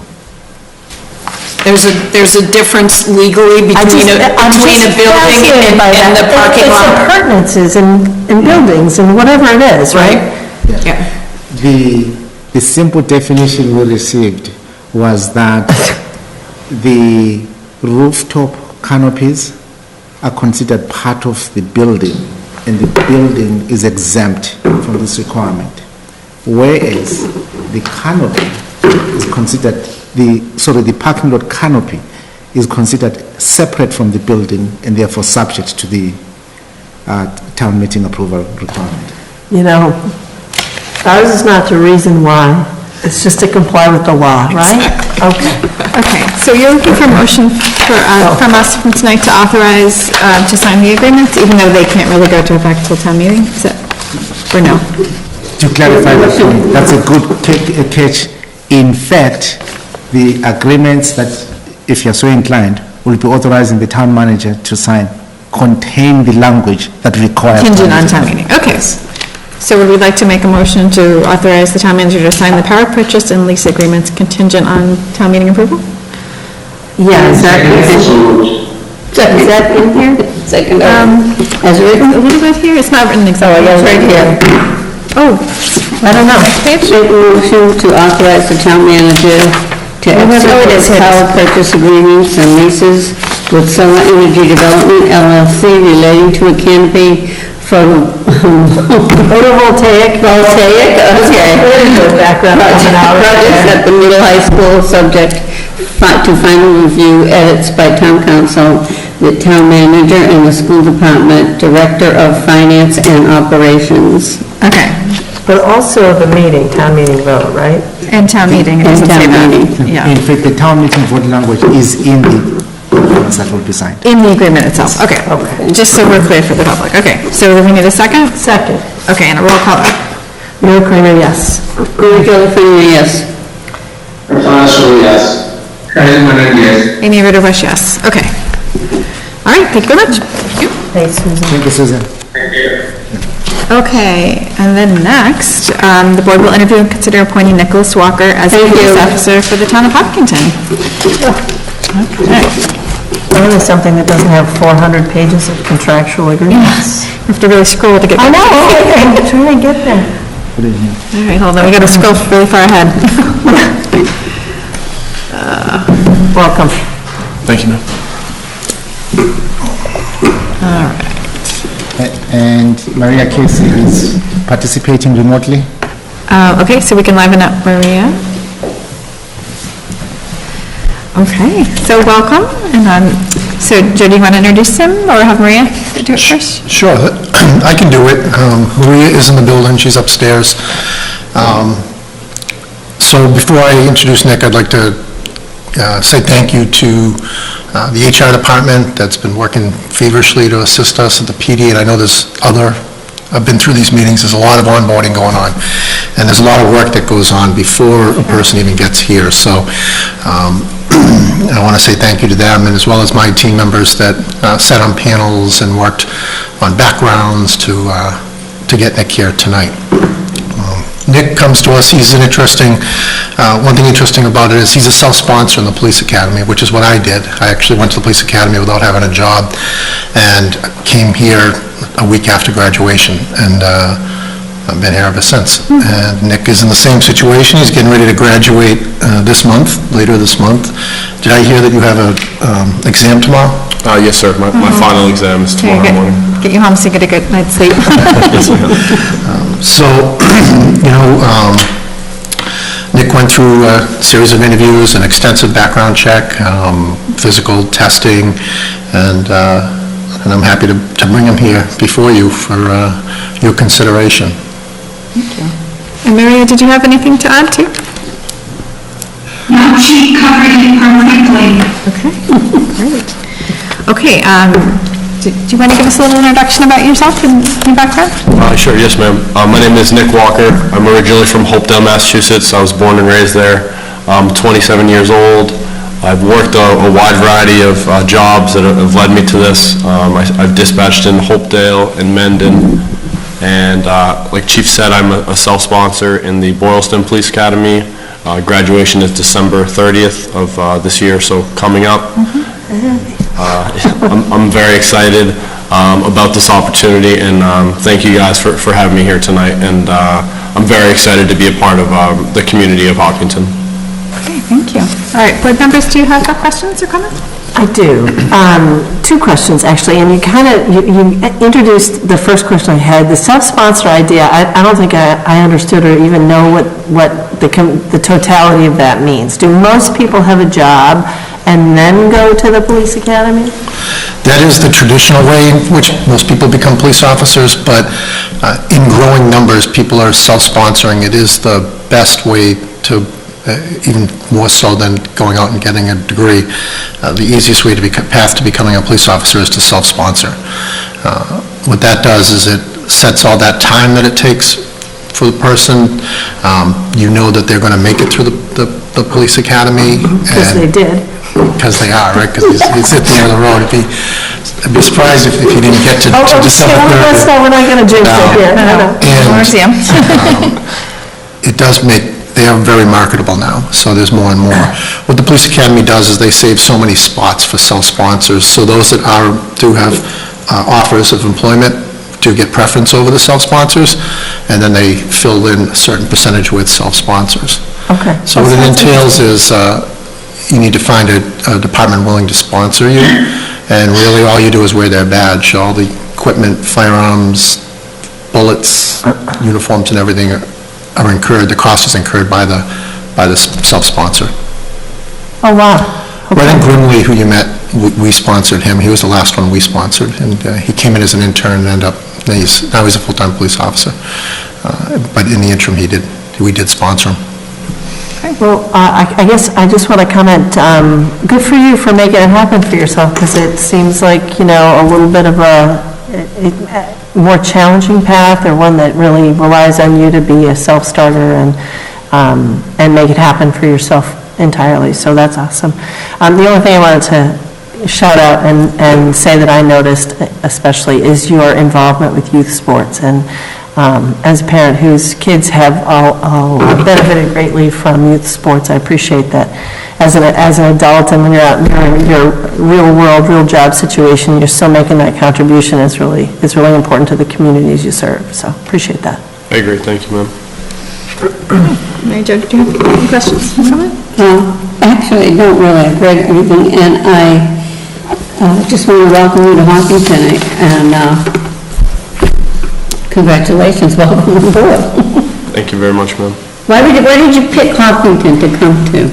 I wanted a community that supports their police department and also has a strong partnership, a police department that really focuses on community policing and community engagement and involvement, and I just think that Hopkinton is going to be a perfect home for me. Thank you. Okay, Irfan, did you have any questions? No questions, just a couple comments. Going through your resume, it seems like you're really dedicated and committed to community service. And I think that for self-sponsoring, it seems like a real dedication to the local community. And, as you can see, we're all here to keep people in the community as well. So I certainly appreciate that, and look forward to having you on our course. Welcome aboard. Thank you, sir. Okay, Shaggy, did you have any questions? My question and just some comments. So thank you for choosing Hopkinton. This is very exciting. You're graduating and looking at our town for your first job. And you have a wonderful background, your community service, and leading to where you are towards becoming a police officer. So it's all very exciting and very, I think, befitting with your path and background and career aspirations. I'm just curious to know in general, what made you become a police officer? What made you want to become a police officer? I think the primary driving force for me is I really need to set a good example for my son. He just turned 4 years old, so I really want to have a career that I can enjoy going to work every day. Every day is something different, and I can really set a good example for my son. Thank you. Wonderful. Well, thank you again, and all the best to the exam tomorrow. I'm sure you'll break a leg. And thank you again for choosing us. Thank you, sir. It took me a minute to find it. Maria Cement has given us lists of sample questions. I know. You know what, I was just thinking that there was supposed to be a sample list of questions, and So I'll just ask one of these, but I imagine you've learned some of this in the police academy and as a dispatcher too, but can you tell us a little bit about your experience or knowledge of court diversion programs and crisis intervention teams, and how you've experienced those? Yeah. So I haven't directly experienced those, but I know that the court diversion programs are just, especially for juveniles, is just an alternate route to keep them out of the system, while still maintaining that, the sense of justice for the victims. So it's just, my understanding is that it's just an alternative route to get them, the services and the help they need, whether it's, mental health counseling or whether it's some kind of substance abuse issue. Just more focused on getting them the help they need than giving them like a punitive punishment. Great, thank you very much. Yes, ma'am. All right, are we all set? I'll make a motion. Okay. Move to appoint Nicholas Walker as a police officer for the town of Hopkinton. I guess it'll be contingent on graduation. No, I don't think so. Second. Okay, and then a roll call vote? So hold on, I just want to make sure there's no contingencies, seriously. No, he's graduating, that's all, he can't come till he's graduating. Okay, so do we have a second? But I just want to make it clear with no contingencies if I could. Okay, I move to appoint Nicholas Walker as a police officer for the town of Hopkinton. Period. Second. Okay, now a roll call vote. Muriel Kramer, yes. Okay. Mayor Delphine, yes. Responsible, yes. Amy Witherbrush, yes. Okay, congratulations.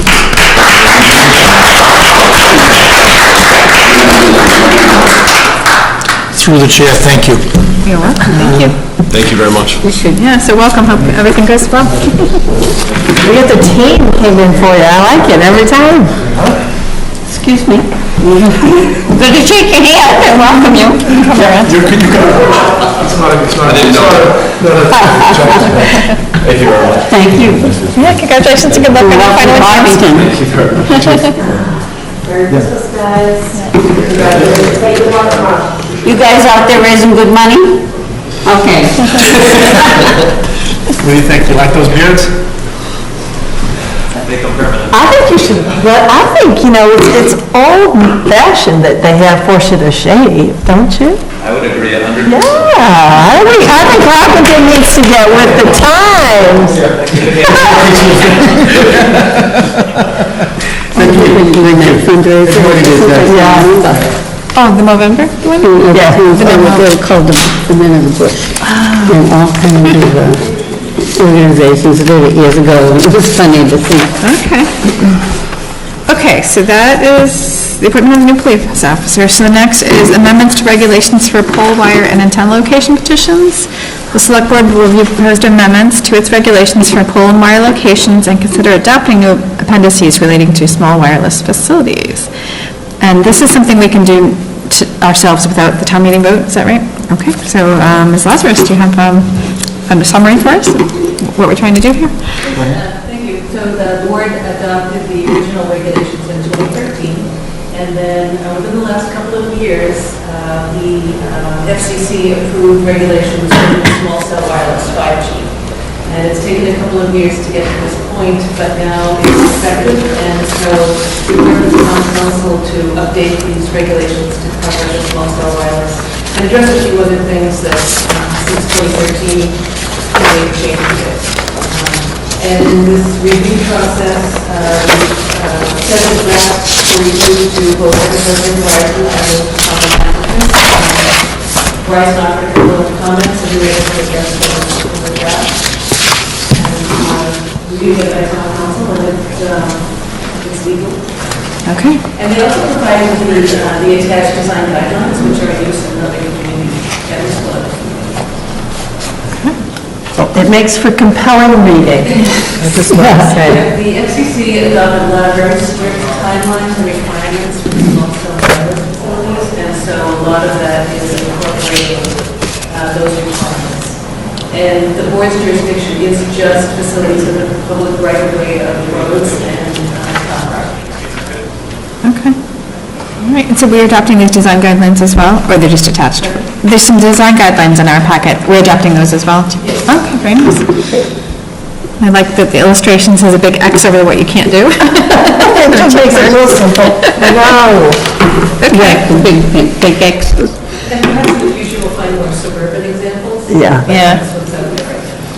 All right, so did, Make sure that none of the images shows double poles. oh, yes.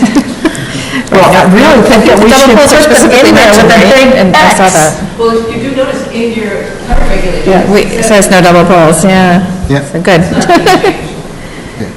Okay, do board members have any questions about these? To the chair, Yep. if we may have Pepsi, what is the key difference and driver? Is it just 5G or there are some best practices that's been updated? It's primarily 5G. There was one other change administratively to not require return receipts for mailings to abutters, just the certified mail with proof of mail, which the post office offers, and it's easier, you don't have all those green cards that take up a lot of space. So that's other than that, a change of the name of the board. Yeah, I noticed that, I appreciated that. I almost thought it was straight administrative, and then to my dismay, there was more substantive changes to review. Thank you for that, Tom. Primarily 5G.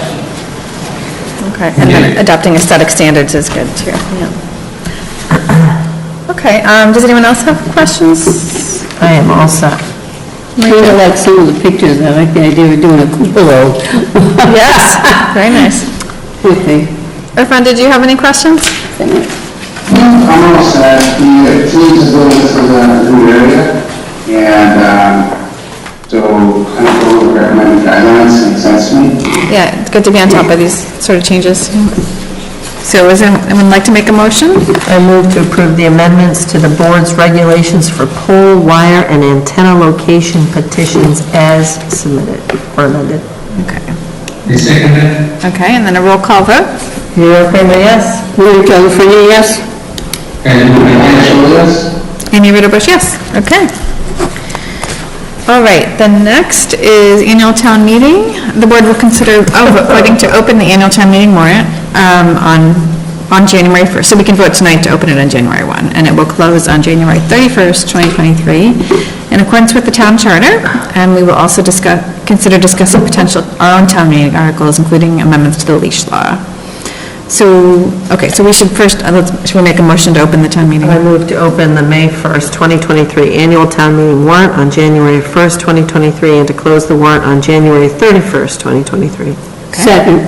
Okay. Roll call vote? Mayor Kramer, yes? Mayor California, yes? And Amy Ritterbush, yes. Okay, so the warrant will be open on January 1. Okay, and then we have some, I think I was someone that suggested this, and it looks like the town staff has looked up potential leash law changes. That's on page 209 of our... I was just going to say, it's deep in the package here. Packet. So currently, the leash law is only between the hours of 7 a.m. to 8 p.m. So this would make it a 24-hour leash law. You know, it still would only cover if the dog is not on the owner or keeper's property, and it would not apply to hunting dogs, guide dogs, or therapy dogs that are under the direction of their owner or keeper, or dogs used in law enforcement. So that would stay the same. And I guess the penalties for offenses have gone up a little bit. I assume that that's standard what they do in other towns. Yeah, it's been a while. And did we find out, was there a reasoning of why it was only between certain hours in the past, or we don't know why? Well, we don't know why. There used to be a leash law, and then there wasn't leash law, and anytime we bring anything to town meeting floor, I'm just saying, People are adamant. it has to do with a leash law, buckle up. That's all. It's dogs, it's trees, buckle up. In this case, the public spoke, you conveyed the concerns to us, we listened, and these are the changes proposed. Okay. So has this been a big issue? I did just hear from someone who, a dog kind of attacked her, and the animal control officer said, well, did it happen before or after 8 p.m.? Because there was not a violation of the leash law if it was after 8 p.m.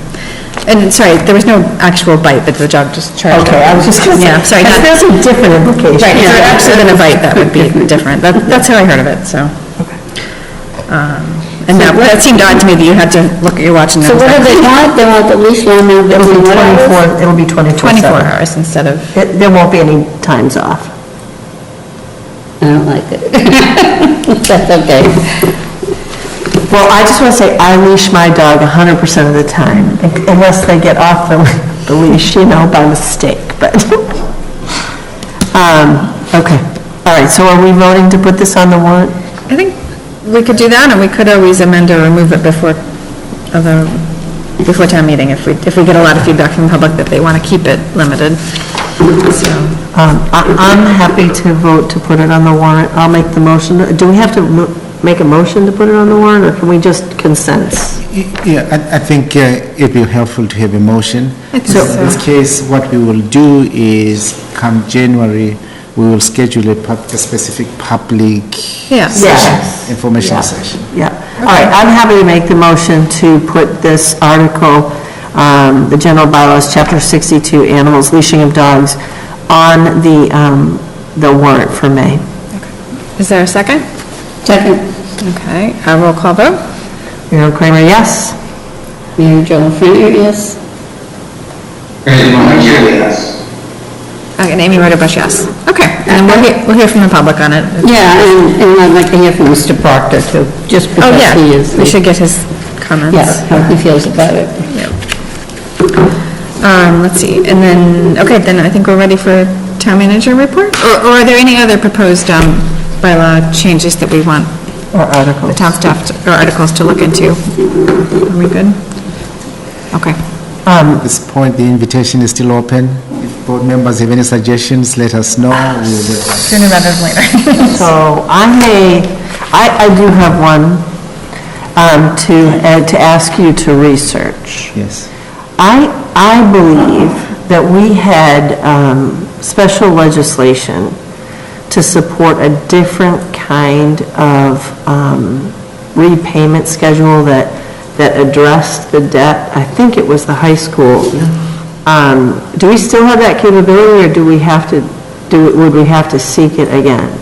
I'm familiar with the action taken, but do not remember the specific provisions of the law. But I know the town did take that action. So it was to take what we know and what we heard from Tim last week, or when we met with the school committee, is that municipal borrowing is heavily front-loaded.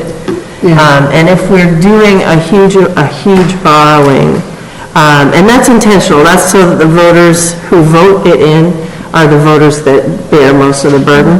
But it's worth at least investigating with this heavy load coming forward, if we can either leverage what we got before or get it again, so that we can spread that amortization schedule out. I'm using my hands, it means nothing to anybody, so that it's a more level cost impact from a big borrowing. Yes. Okay. Thank you.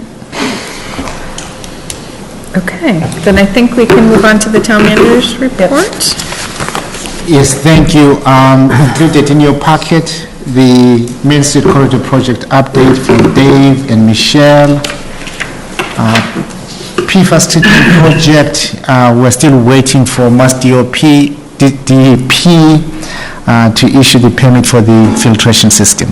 And then in terms of the MWRA connection, my report indicated we had scheduled a meeting on December 15th, 2022.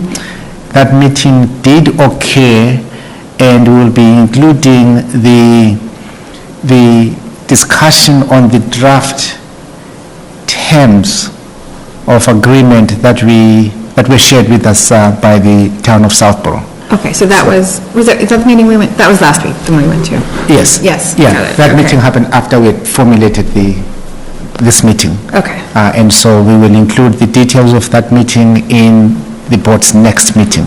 Okay. And you could email it out, and there's a meeting that the people could watch that happened in Southborough too, if they want. Yes. Okay. We'll do that. On the participatory budget initiative, I included a description of the rules that we have defined for the process. Namely, the project will cost less than $25,000. It will improve Hopkinton. The improvements will benefit the community for more than 5 years. We are forming an evaluation team composed of the Chief Financial Officer, the Senior Accounting Manager, the Assistant Town Manager, DPW Director, Town Engineer, and the Construction Inspector, and a representative from the School Department to review the incoming project applications. We are also specifying that the due date for the submissions from the community will be Thursday, January 19th, 2023. The evaluation team will complete its reviews and submit a recommendation of the qualifying winning submissions to the town manager by January 24th. The town manager will incorporate the projects moved forward into the town manager's comprehensive FY24 financial plan for review by the Select Board and the Appropriations Committee. We will then, if successful, submit the projects for approval at the May annual town meeting. Wonderful. So can I ask, so you're just going to start letting the public just submit ideas that are under $25,000 this Yes. month? Okay. Yeah, And any- you're not going to pull from like the budget survey? Did people already give some ideas? We want specific projects. We will have the project evaluation team ready to explain and walk through members, community members, residents, groups, as to how to put together the request. Okay, well, it'll be interesting to see what happens. So you'll send a notice out and people, or wait for people to submit their idea? Yes, we are ready to issue that notice as early as tomorrow. Okay. Now, is there any specific guideline what type of project it can be? As long as the project improves Hopkinton and meets the requirements that I just outlined. I will tell you, there's in my last report, I included examples of what other communities have done, and clearly the opportunities are here in Hopkinton, and we're expecting. When you send the notice to the public, will you include some of those examples? do you Yes, think? we will. Okay. Actually, I already thought of an idea. Maybe I'll write it up. Well, there you go. I would like, I'm looking at the construction costs for the downtown project, and it says $10 million to be paid by the town, and $9 million by Mass DOT. And I would like to see the breakdown of the town's costs, because we didn't appropriate that much money at town meeting at all, and I would like to believe that more of the cost was being picked up by Mass DOT, and I would like to know where the difference in the town's money is coming from. I'm guessing the town's money. Grants, where is it coming from? Yeah. Legacy Farms money? Yes, we have that information. We provided that information before. In fact, if you look through the FAQs that we put together for the project, we do have that breakdown. Okay. However, I will send an email tomorrow with that breakdown. Yeah, I think in the chart it would be helpful. You're right, it was only around 3 million, I think we appropriated. But Yeah, we there only was 7 appropriated 3 million. million, and it's up to 10. But I think we voted at town meeting, the 7 million was accounted for somewhere else, like Legacy Farms It money was or coming something. from someplace else. Yeah. It was free money. Now that we're building $150 million going. Okay, so Shay, did you have a question? Yeah, through the chair, thanks for the update. I heard some questions and I just thought this would be a forum to bring it up with you. I know we discussed it earlier. This is regarding the Main Street corridor, the challenges we had with the narrowness of certain streets, and then there was a remediation of some sort.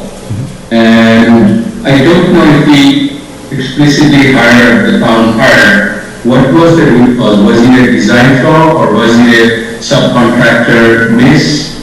And second, I think you found it, but I also want to put it out. Did it incur any additional cost and timeline cost? Yeah. Okay, Marma, if I could just start, there was a really good press release the town did that's on the what's the name of the PR consultant? John Guilfoyle's website that outlines out exactly what happened, and that it wasn't a design flaw, it met all the design guidelines, but when you saw it on the ground, it seemed like it was not really as wide as we wanted, right? But we know the cost for one side, but not the other side, right? Yeah, thank you. We know that our partners, Mass DOT, are funding the adjustments that we made on the southern side of the corridor. We are still in discussions with Mass DOT in terms of what might need to be done or adjusted on the northern side. Thank you. I was, so it seems like you're not clear, was it a design flaw or not? Are you? I'm not sure. It's the not- question is covered. It's not a design flaw. It met all the Mass DOT standards for the width that it was, but I guess when town staff saw it on the ground, they wanted it to exceed the minimum requirements by the Mass DOT. Am I saying that right? That is correct. It's our judgment that Hopkinton would be better served with a wider corridor. Even though the original design would have met all standards? Correct. I see. So the design met all the standards, but we did not anticipate this narrowness would cause, or it would, actually look like what it looked like at the end, and would potentially restrict some of the accidentals passing through. Is that how I heard it? And very sorry to clear this, and just want to reflect on this, because I see the select board meeting also a venue to actually communicate to the residents on certain issues and questions that they have. Even though you and I may know the answer, I think being here and explaining it actually helps with that communication. So that's kind of the reason sometimes I ask questions that maybe in our documents or maybe we have discussed in other. Yes, again, in summary, this was not a design flaw. The roadway is designed meets the Mass DOT standards. It does meet the federal standards as well, because part of the funding here is coming from the feds. However, we always say it all starts here in Hopkinton. Our expectations are higher. When we saw the performance of the roadway as constructed, was it 3 months ago, we felt it would be advantageous for the community to widen the travel way.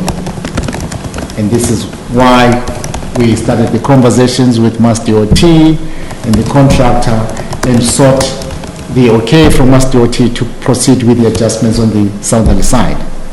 We are continuing to advocate for any changes that may be required on the northern side. And we are hoping that we'll be successful convincing Mass DOT to also shoulder the cost. Again, granted, Mass DOT could have simply said, tough luck town, if you want to do these adjustments, you're on your own. But they decided they were going to work with us. Thank you. And along the same lines, I have also heard, in addition to the question about the cost on the north side, will whatever is done on the north side extend the timeline? Because people are really looking forward to it being done in October 2023. But would it go beyond? Good answer. Good question. Yeah.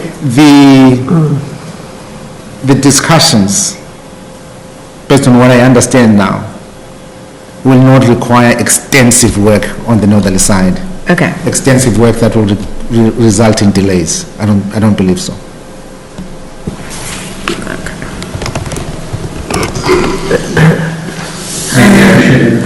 Okay, moving on. 2 grant announcements. The first one, let me acknowledge the effort that Elaine put into getting us to this point. We are ready to announce the 100,000 local business support earmark grant. Included in your packet is the description of the grant program, as well as the application form. And with your permission, I will invite Elaine to walk us through what this would mean for our local businesses. Okay. Thank you. So the town is making available an economic recovery small business support grant to local businesses that were adversely or disproportionately affected by COVID-19. And the Individual grant amounts will be $5,000. Eligible businesses are those with 25 or fewer employees, located in Hopkinton, current on local taxes, and funding will be used to support economic recovery of the business, including things like payroll, rent, mortgage interest, COVID-19 supplies, utilities, and so forth. So applications will be due on January 19th, posted on the website. We're going to answer any questions from businesses who are interested in applying. And the funding is ARPA funding, courtesy of the state and Senator Spilka. Awesome, thank you. Yeah, that sounds like a great idea. I'm glad we can do this. I just want to remind businesses, you have to apply. Yes. So many of these things that they're thinking are automatic and they're not. And it's, applications will be reviewed and awarded on a first-come, first-served basis. Oh, so they should apply quickly. Great. Good to know. And as we always say, small local businesses are a valuable part of this community, and we know that they did face unprecedented hardships during the pandemic. Therefore, we're very pleased that through our partnership with Senator Spilka's office, the Senate President Spilka's office, we're now able to offer this funding to provide some form of stability to small businesses. Yeah, that's a great idea. I'm glad you were able to get the grant. Anyone have any questions about that? No. Okay, and moving on, let me share what I believe is a very beautiful story coming through the efforts of several members of our staff team. Don Alcott Miller, Elaine Lazarus, Tim O'Leary, Stephanie Clifton, Ben Sweeney, Elizabeth Rook, the new senior accounting manager,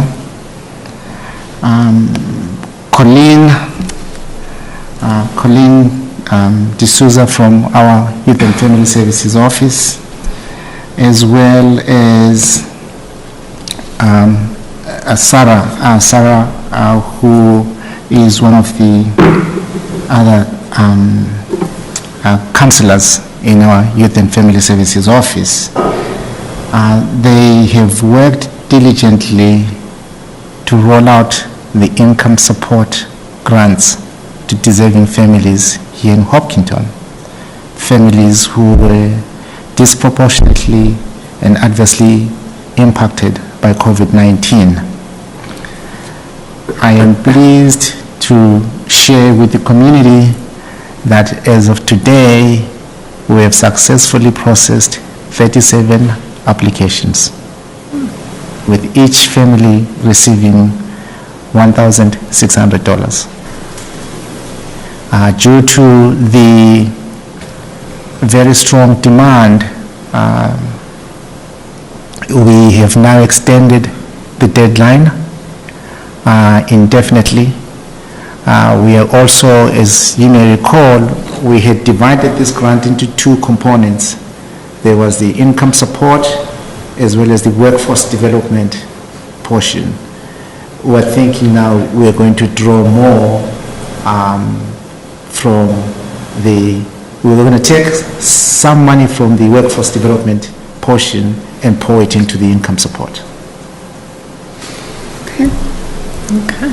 So we have not used up all the money yet that was in that fund? Okay, great. I'm glad that there's more than that could be given out. Yeah. Okay.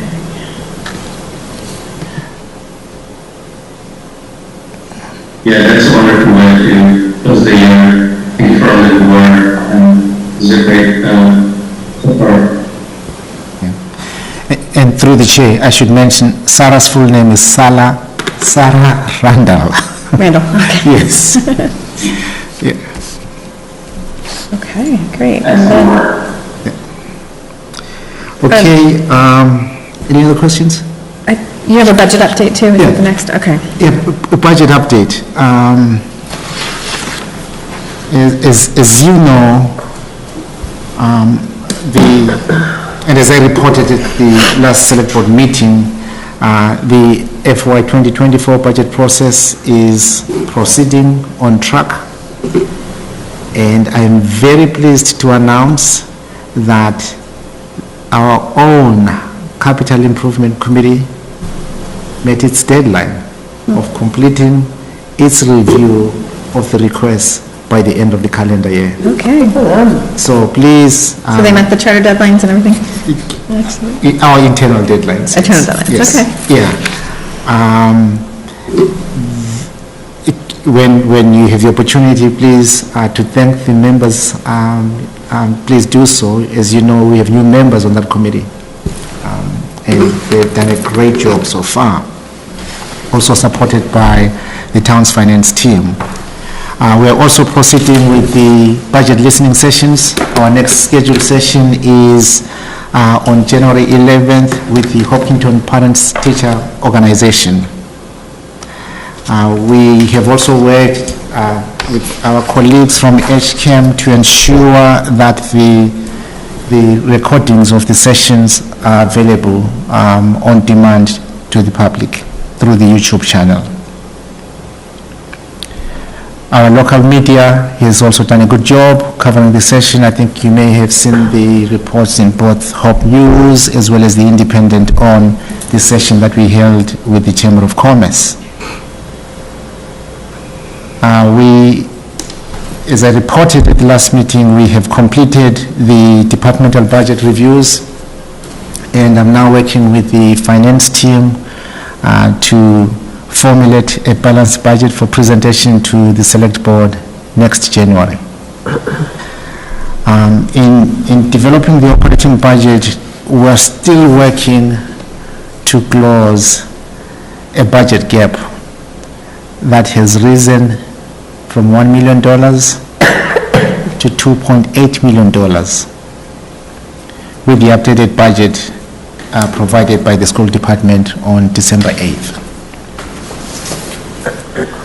Therefore, we will be looking closely at both the potential sources of funds as well as the budget requests to develop some options for addressing the shortfall. Our efforts are twofold.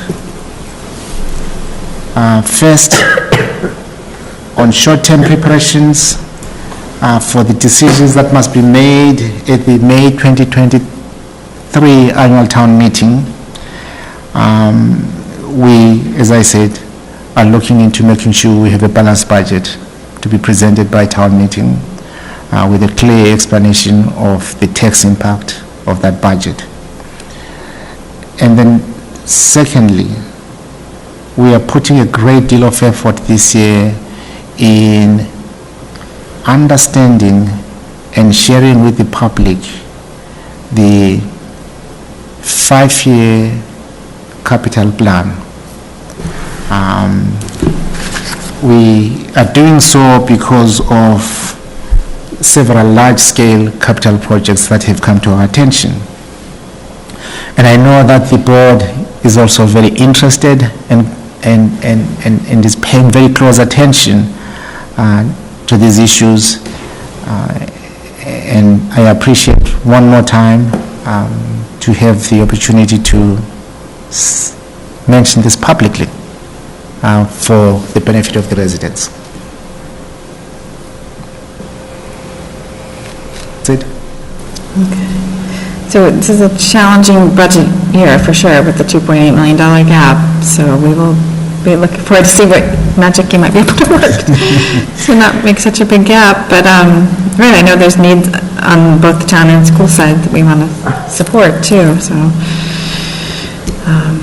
does anyone else have any questions or comments on the budget or timeline at this point? I am reminded by a colleague that the work that the town does is very hard work often. And this is one of those really big challenges. And we appreciate the diligence that everybody puts forward.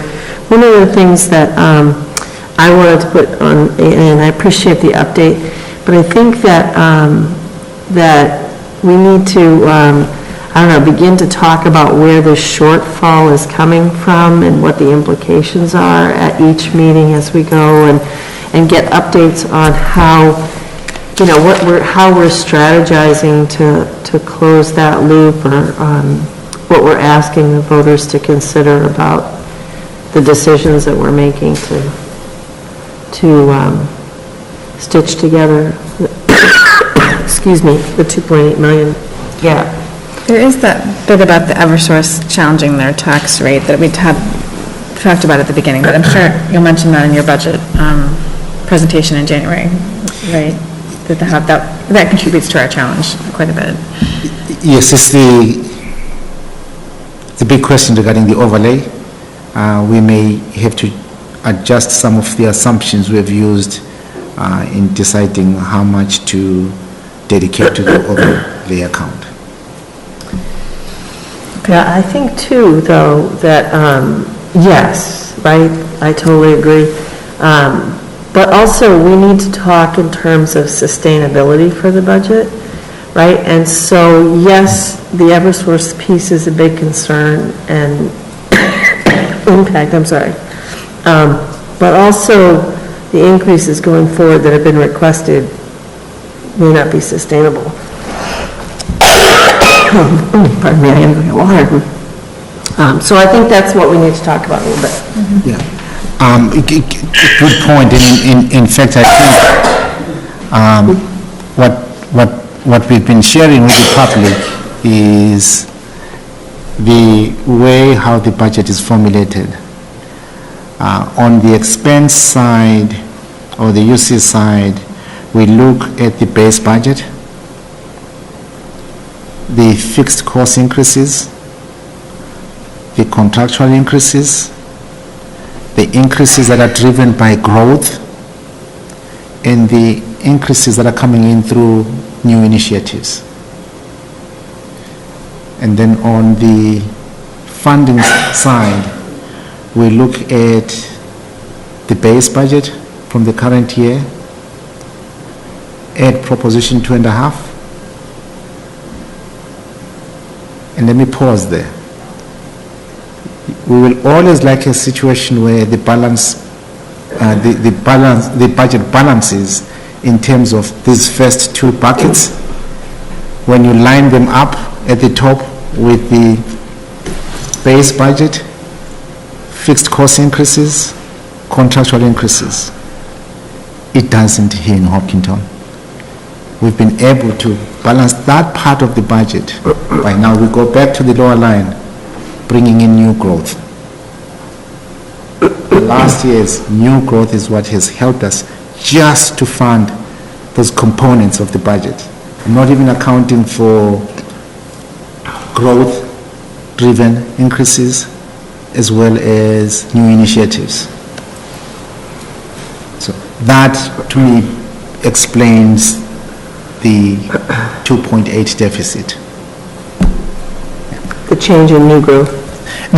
Lining up first on the expense side, the base budget, fixed cost increases, contractual increases. If you just take that part on its own and then try and line it up with, here's the base budget in terms of funding sources.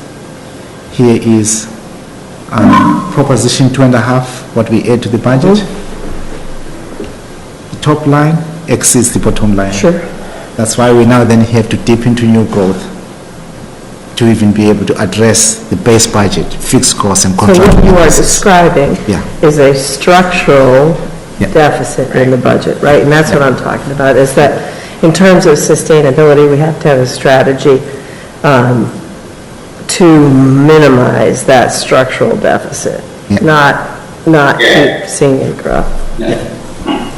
I think, yeah, those are great points. Thanks, Norman, for that. We're working with a very complicated equation, right? On one hand, on one side, we have the 2.5% limit and the growth, or growth-related additional revenue. But on the other side, we have the 6, 7, in some ways 10% inflation. We have the growth-related capacity increase, and we have the contractual obligation, which averages 2-3% on an average. But they're not obviously equal. The growth on the left side and revenue side is not meeting up all the demands on the right side. And it is a structural gap that we are looking at, and it's gonna grow, become a growing pain as we move forward. So we need to really have a solid strategy and also communication, understanding across the residents, among ourselves, what are our options, what are the sacrifices we have to make to sustain a balanced budget for the quality of life that we have, the quality of services that we have. And I think first is, understanding it and communicating it and get the town understand it and have everyone aligned how we want to approach it. There will be some compromises, there will be some sacrifices, and there will be some good things that will come out of it, I'm sure. But it is going to be, a little bit of pain along the journey, and we need to acknowledge that and realistically handle that. And on that note, for one understanding, I think the source problem is certainly muddying the water, for sure. But if you can confirm what exactly we are putting aside from for Eversource, would that be enough for sustainability if we did not have that problem? Or we would still have the problem, but the size would be smaller? I think if you look at the trend that we have followed over the years relative to budget increases, the problem will be smaller, but we'll still have it. Thank you, that's right. So again, we have to make, good understanding, have our residents understand, and collectively find out the path, even though it may be a little bit painful, but that over the long term solves our problems. And you might put a slide together with a chart at your presentation about that, about the, the fixed cost increases, the contractual versus the, new initiatives, just so people sort of see it visually. Yeah, thank you, good suggestion. We'll ask the finance team to do that. Yeah. Irfan, did you have any questions? One of the questions that in the presentation, I think the more we talk about this, the better chance we have at resolving the issues. Yeah. Okay, Mary Jo, did you have any other questions or comments? No. Okay. So I think we've covered the budget for now anyway. We'll forward to more in January. We did the liaison reports already. Or is that it for town manager's report? I should ask. That's it? That's it, okay. Thank you. Okay. And then future board agenda items. Do we have any future items? I think I have said all my ideas. No, I know we've talked about it, but it jumped into my brain sitting here today. I'd love for us to talk about doing something for volunteer appreciation. Volunteer appreciation. Volunteer appreciation. I think that would be good. But yeah, I'd love that. It'd be great. Is that on our future list here? Let's see. Yeah, if I may, through the chair, we do have a working group that has done a great job recognizing volunteers. This may be time for perhaps the board to invite Bob Levinson and the rest of us who are part of that group to come and have a conversation with the select board and see if there are other measures that the town could be taking. Yeah, I know we've thanked longtime volunteers, but I think some towns, we've seen have like a breakfast or an event at the end of the year to thank people for their work. Just everybody, not just people, their long-term.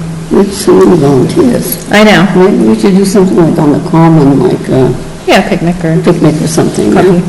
Yeah. Okay, so we could ask Bob Levinson if he has ideas in his committee. Yeah, and we can invite HR as well. Awesome. Okay, are we ready for the last motion? Our favorite vote of the night? I'll make a motion that we adjourn the meeting. Okay. Second. Okay, and a roll call vote? Joe Plummer, yes. Mary Jo Finley, yes. I think that was 2 yeses. Okay, and Amy Rivers, yes. Okay, great, thank you. Happy holidays, everybody. Happy holidays. A lovely holiday and